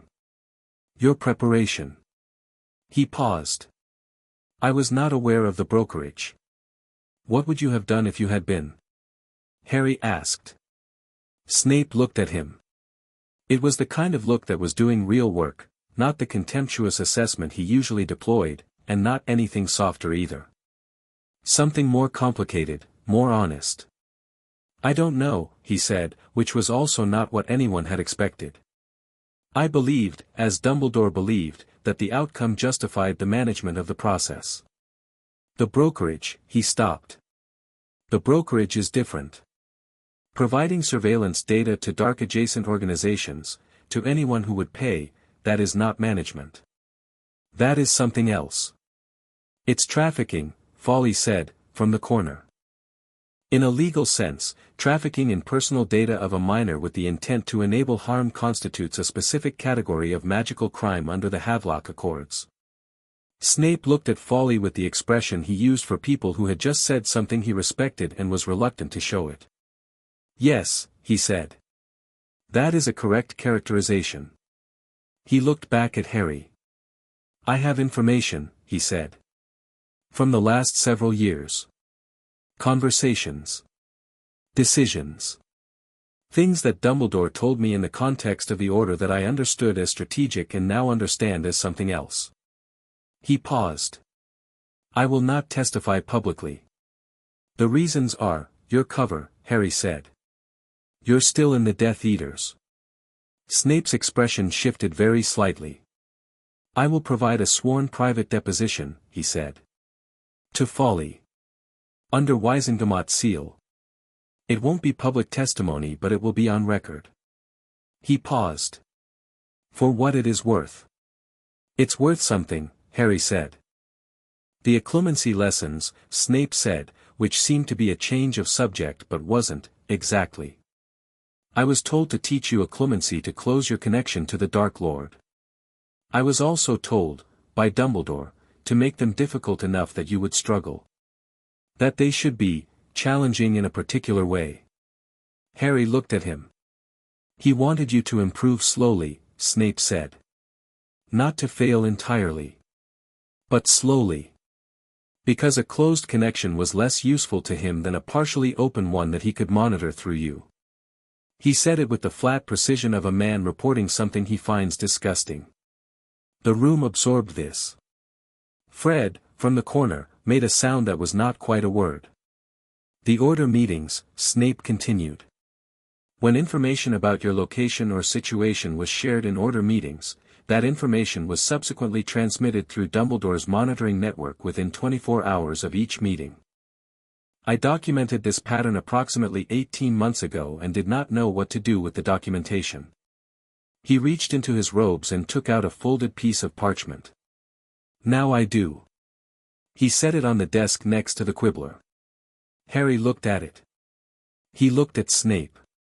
He thought about the complicated history of this man, the cruelty and the protection, the contempt and the genuine, hidden labor on his behalf, and thought that this moment, this contribution, was not an apology for any of it, and Snape wasn't offering it as one. He was offering what he had, clearly, without asking for anything in return. "Thank you," Harry said. Snape turned to leave. At the door he paused with his back still to the room. "The Dark Lord," he said, "will have noticed the removal of his scar connection. He will be recalibrating. He was tracking you through it as much as you were experiencing him through it, and its removal narrows his intelligence significantly." A pause. "He will act on that disorientation. Probably within the week. Be ready for a probe, not a full assault, an information-gathering exercise. He'll want to know what changed." He left. The room exhaled. "Right," Ron said, to no one in particular. That was Snape being helpful. "We're in a different universe." "He's been helpful before," Harry said. "Just not obviously." By midday, the Ministry had escalated. Not with Aurors. Folly had been wrong about that specific prediction, or rather, the Ministry had been smart enough to avoid it. What they sent instead was a formal written statement from the Minister's office, distributed to all major wizarding news outlets including the Daily Prophet, characterizing the Quibbler's publication as a fabrication, the documents as forgeries, and Harry Potter as the subject of a disinformation campaign orchestrated by enemies of the state. It used the phrase dangerous instability in reference to Harry 3 times. It did not specifically address the Gringotts transaction records. The reason it did not specifically address the Gringotts transaction records was, Folly noted with satisfaction, because the Ministry had no authority over Gringotts records and no mechanism to challenge them without going through the Wizengamot, and going through the Wizengamot would mean acknowledging that the records were real. "They've trapped themselves," Hermione said, reading the statement. "They've called it a fabrication, which means they have to maintain the fabrication claim going forward. But the Gringotts records are unimpeachable. Gringotts will defend the authenticity of their own records in front of any court because their entire business model depends on the integrity of their documentation. The Ministry can't call them forgeries without calling Gringotts liars. And Gringotts does not appreciate being called liars," Bill said, from the desk. He was looking at his own copy of the Ministry statement with the expression of someone who was already composing a response. "I need to make a fluke call." He was in Pomfrey's office for 20 minutes. When he came back, he had the expression of a man who has just had a very satisfying professional conversation. "The Director of Magical Finance at Gringotts," he said, "is issuing a public statement this afternoon confirming the authenticity of the transaction records and expressing the bank's view that any characterization of those records as fabricated constitutes a defamatory attack on the institution's integrity." He sat down. "They're also, independently, opening a formal inquiry into Arcane Meridian's financial practices on the grounds that several of the brokerage's transactions may have violated the terms of their Gringotts account." "The goblins are involved now," Fred said. "The goblins are involved now," Bill confirmed. Fred and George exchanged a look of profound satisfaction. The afternoon brought the Prophet. They'd expected hostility. The Prophet was Fudge's instrument and had been since the previous year. What they got was more nuanced, which was in some ways more dangerous and in some ways more useful.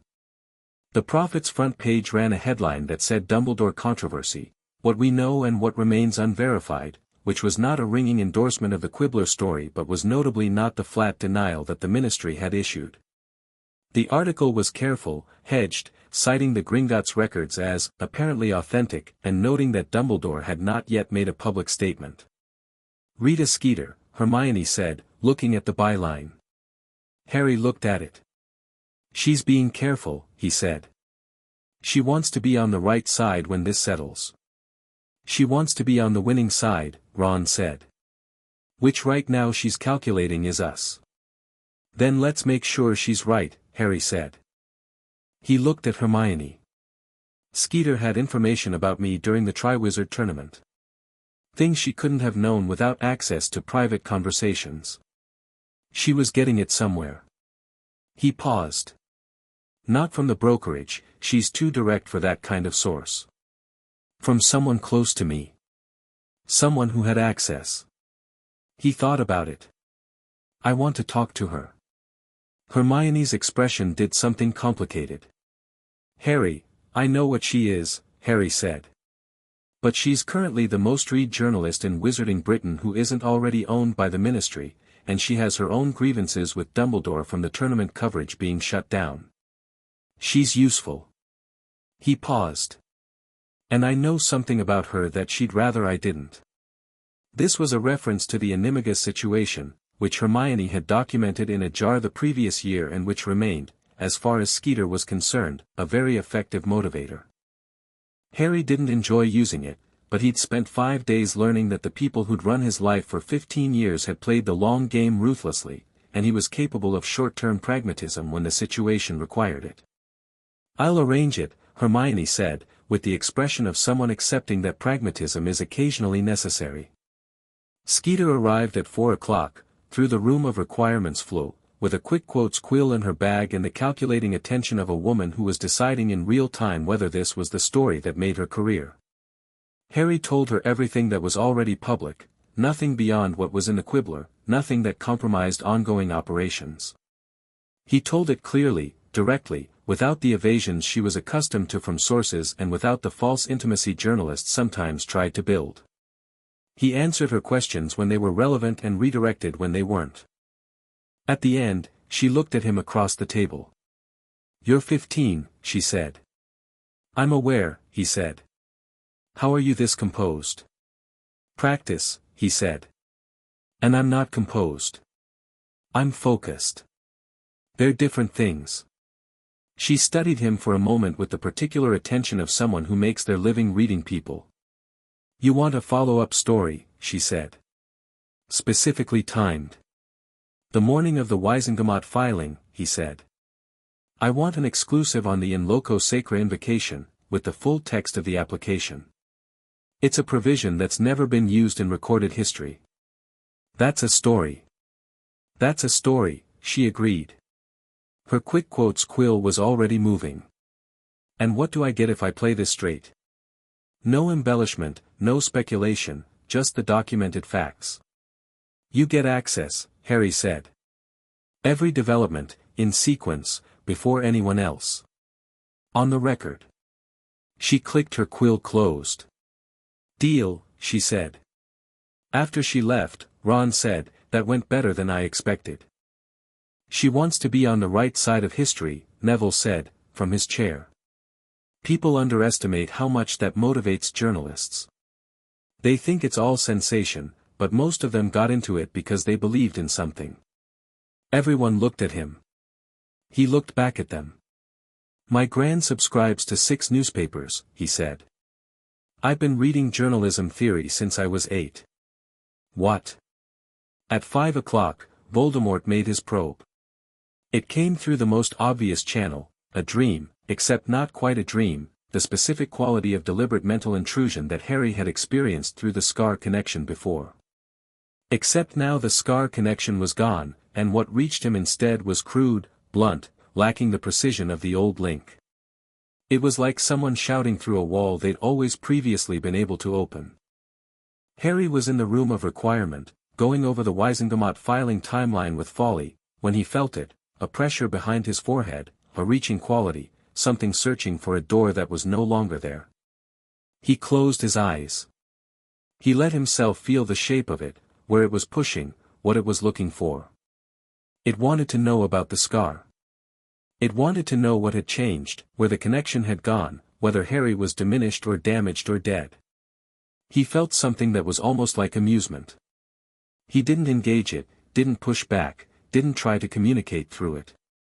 He just let it search for a connection point that was gone and find nothing. After perhaps 20 seconds, the pressure withdrew. He opened his eyes. "Voldemort just checked in," he said, to the room at large. Folly looked up from her documents. "And?" "Found nothing to grab," Harry said. "He's confused." "Good," she said, and went back to her documents.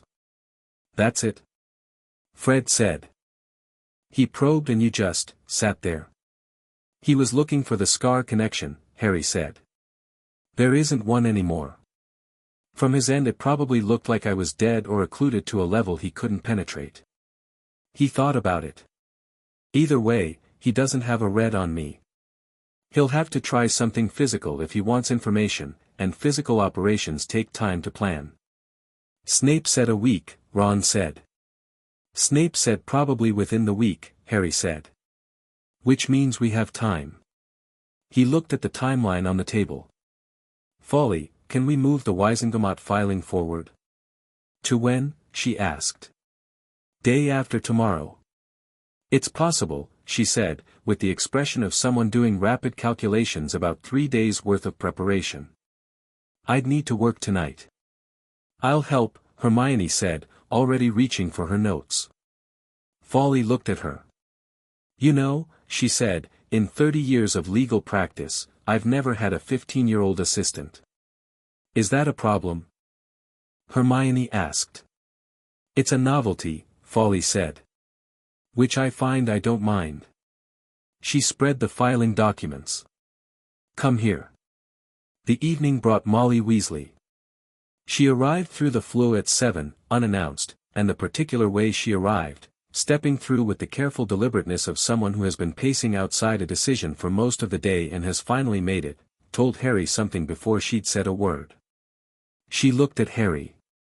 He stood up, because she was Ron's mum and she'd been his closest model of what a mother was for 5 years, and she was carrying something heavy and had come here with it, and he had enough composure left to give her the respect of being on his feet for this.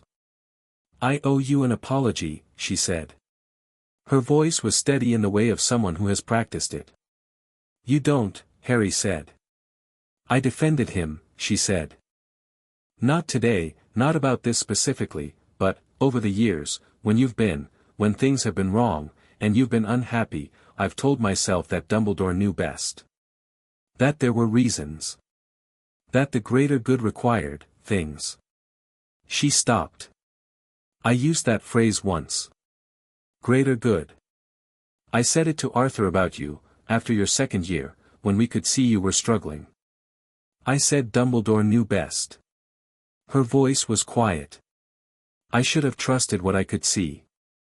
Mrs. Weasley, Molly, she said. It's always been Molly. He looked at her. He thought about the howler she'd sent Ron in second year and the warm fury of it, the love that was essentially indistinguishable from the anger because they came from the same source, and he thought about every Christmas jumper and every plate of food pressed on him and every time she'd held the door of the burrow open and said come in, as though the coming in was the most natural thing in the world. Molly, he said. She crossed the room and hugged him, the specific Molly Weasley hug that felt like being held together by someone with a great deal of experience holding things together.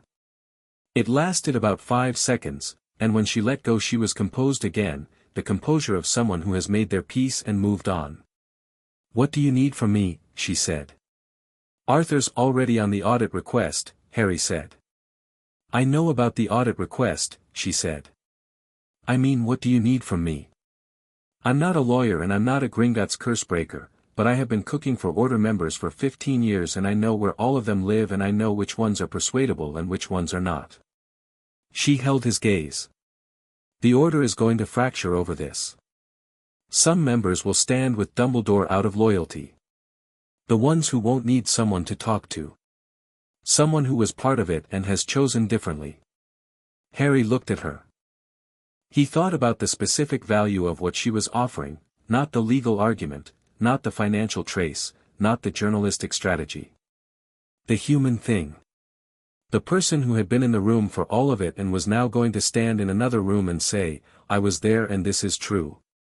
Yes, he said. I need exactly that. She nodded. She went to find the kitchen corner and began organizing food for everyone, because that was also what she did. The evening moved.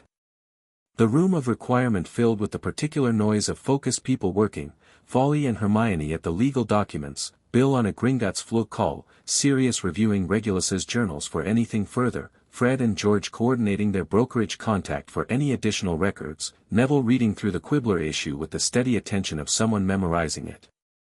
Molly moved between all of them with food and the particular Weasley warmth that did something structural to a room's atmosphere. At 9 o'clock, Harry took a break. He stepped out of the room of requirement into the corridor, which was empty and quiet, and stood in the dark for a moment. He cast a simple charm, nothing significant, just a point of light, the same lumos he'd tested at 5 in the morning on the 5th day. He let it go and watched it. The light was steady, clean, completely responsive, doing exactly what he asked it to do and nothing else.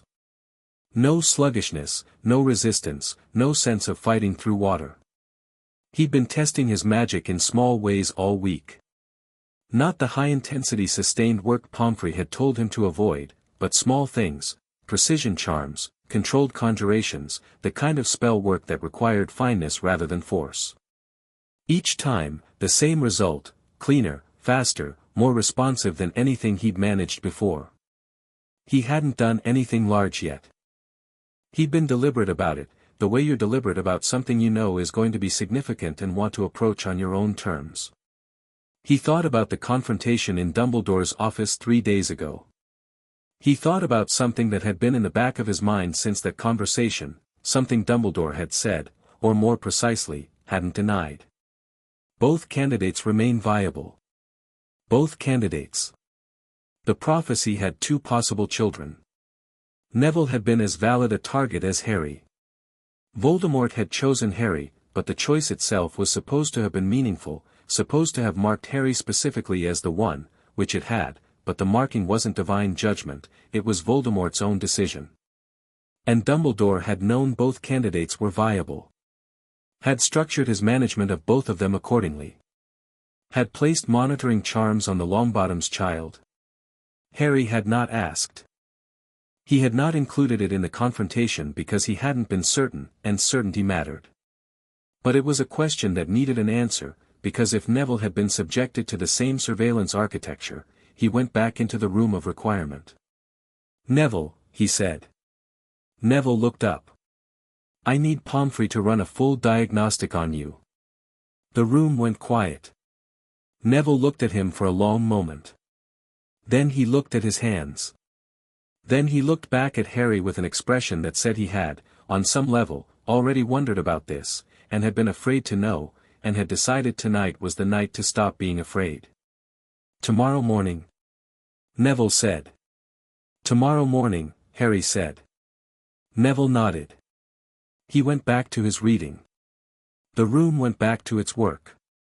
Harry stood in the doorway for a moment, feeling the weight of that exchange, not its urgency, which was real, but its human dimension. Another person sitting with the possibility that their life had been managed in ways they hadn't known, hadn't consented to, hadn't even had the language to suspect. Another person who was going to have to look at a diagnostic display and reckon with a number. He sat back down. He picked up the Wisengamot filing timeline. He went back to work. At 11, Sirius called him into the quieter corner of the room with the expression of someone who has found something while reviewing documents and wants to share it without making it a production. He held out one of Regulus's journals, open to a page near the back. "Read that entry," he said. Harry read it.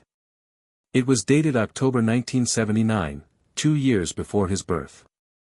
Regulus was 20 years old. The entry described a meeting he'd attended in a Death Eater capacity at which certain intelligence about the Order of the Phoenix had been shared, including real-time information about the movements of 2 specific couples, the Potters and the Longbottoms. The detail of the intelligence was, Regulus wrote, extraordinary, too precise, too current to have come from a Death Eater spy within the Order. It had the quality of a surveillance feed. Precise timing, emotional state readings, physical location to within a building. At the bottom of the entry, Regulus had written one sentence, "The source is inside the Order's leadership. Not the spy they know about. Not the spy they know about." Harry looked at the sentence. He looked at Sirius. "They knew there was a spy," Sirius said. "They suspected Remus, originally. They switched to Peter as secret keeper because Peter was," he stopped. "Because Dumbledore suggested Peter," he said, very quietly. "Dumbledore suggested Peter as the alternative when we became worried about Remus. The specific implication of this sat between them. He knew about Peter," Harry said. Or he chose Peter because a controllable spy served his purposes better than no spy, Sirius said.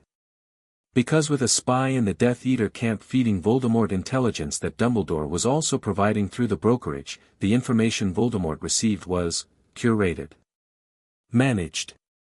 Dumbledore could control what Voldemort knew. He exhaled slowly. My best friends died because Dumbledore wanted to manage the quality of Voldemort's intelligence. Harry said nothing. He sat with it.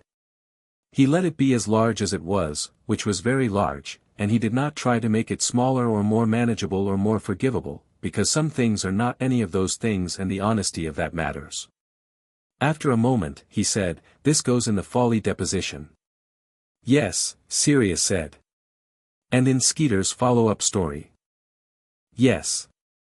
And I want this specific entry read into the Wisengamot record when Folly makes the filing," Harry said. "I want it on the record that the surveillance network enabled the death of James and Lily Potter." Sirius looked at him. There was pain in it, real, unmanaged pain, the kind that didn't perform itself for anyone, and there was also something else, something that had been building since the first night in Pomfrey's office. The look of a man who has been in a kind of prison since 1981, the prison of injustice and powerlessness and grief, and has just been handed the key. "Yes," Sirius said. "It goes on the record." They sat together for a moment in the quiet corner of the room while the work went on around them, and Harry thought about his parents and let himself feel that specifically, privately, for the space of about 2 minutes. Then he set it down, in the way that people who have work to do set things down, not dismissing it, just placing it carefully where it would keep until there was time. He stood up. Voldemort's probe that afternoon had been exploratory. Snape's warning had been for a physical operation within the week. The Wisengamot filing was 2 days away. The Quibbler's follow-up was 3 days away. The public pressure was building in a direction that the Ministry couldn't easily contain. And somewhere in the castle, Albus Dumbledore was in his office with Fawkes and his sleeping portraits and his clicking instruments, and Harry thought about what the last 3 days had been like for the most powerful wizard in Britain, the gradual, documented, public unraveling of 30 years of careful construction, and felt no satisfaction in it. Only clarity. He crossed to the desk where Folly and Hermione were working. "Tell me where the filing stands," he said. Hermione looked up. She had ink on 3 fingers and the particular brightness of someone in full intellectual engagement. "The in loco sacra application is ready," she said. "The Havelock Accord submission needs one more section, the direct link between the surveillance sales and Voldemort's intelligence on the Potters." Sirius just found that link. She looked at him. "We're close." "How close?" "Tonight," Folly said, without looking up. "We file tonight if we can confirm the October 79 journal entry is admissible. It's Regulus Black's private journal, written contemporaneously, documented by a Gringotts genealogical trace proving his identity and handwriting," Harry said. "That's admissible." Folly looked up. "You've been reading Wisengamot Evidential Standards." "I had a week," Harry said.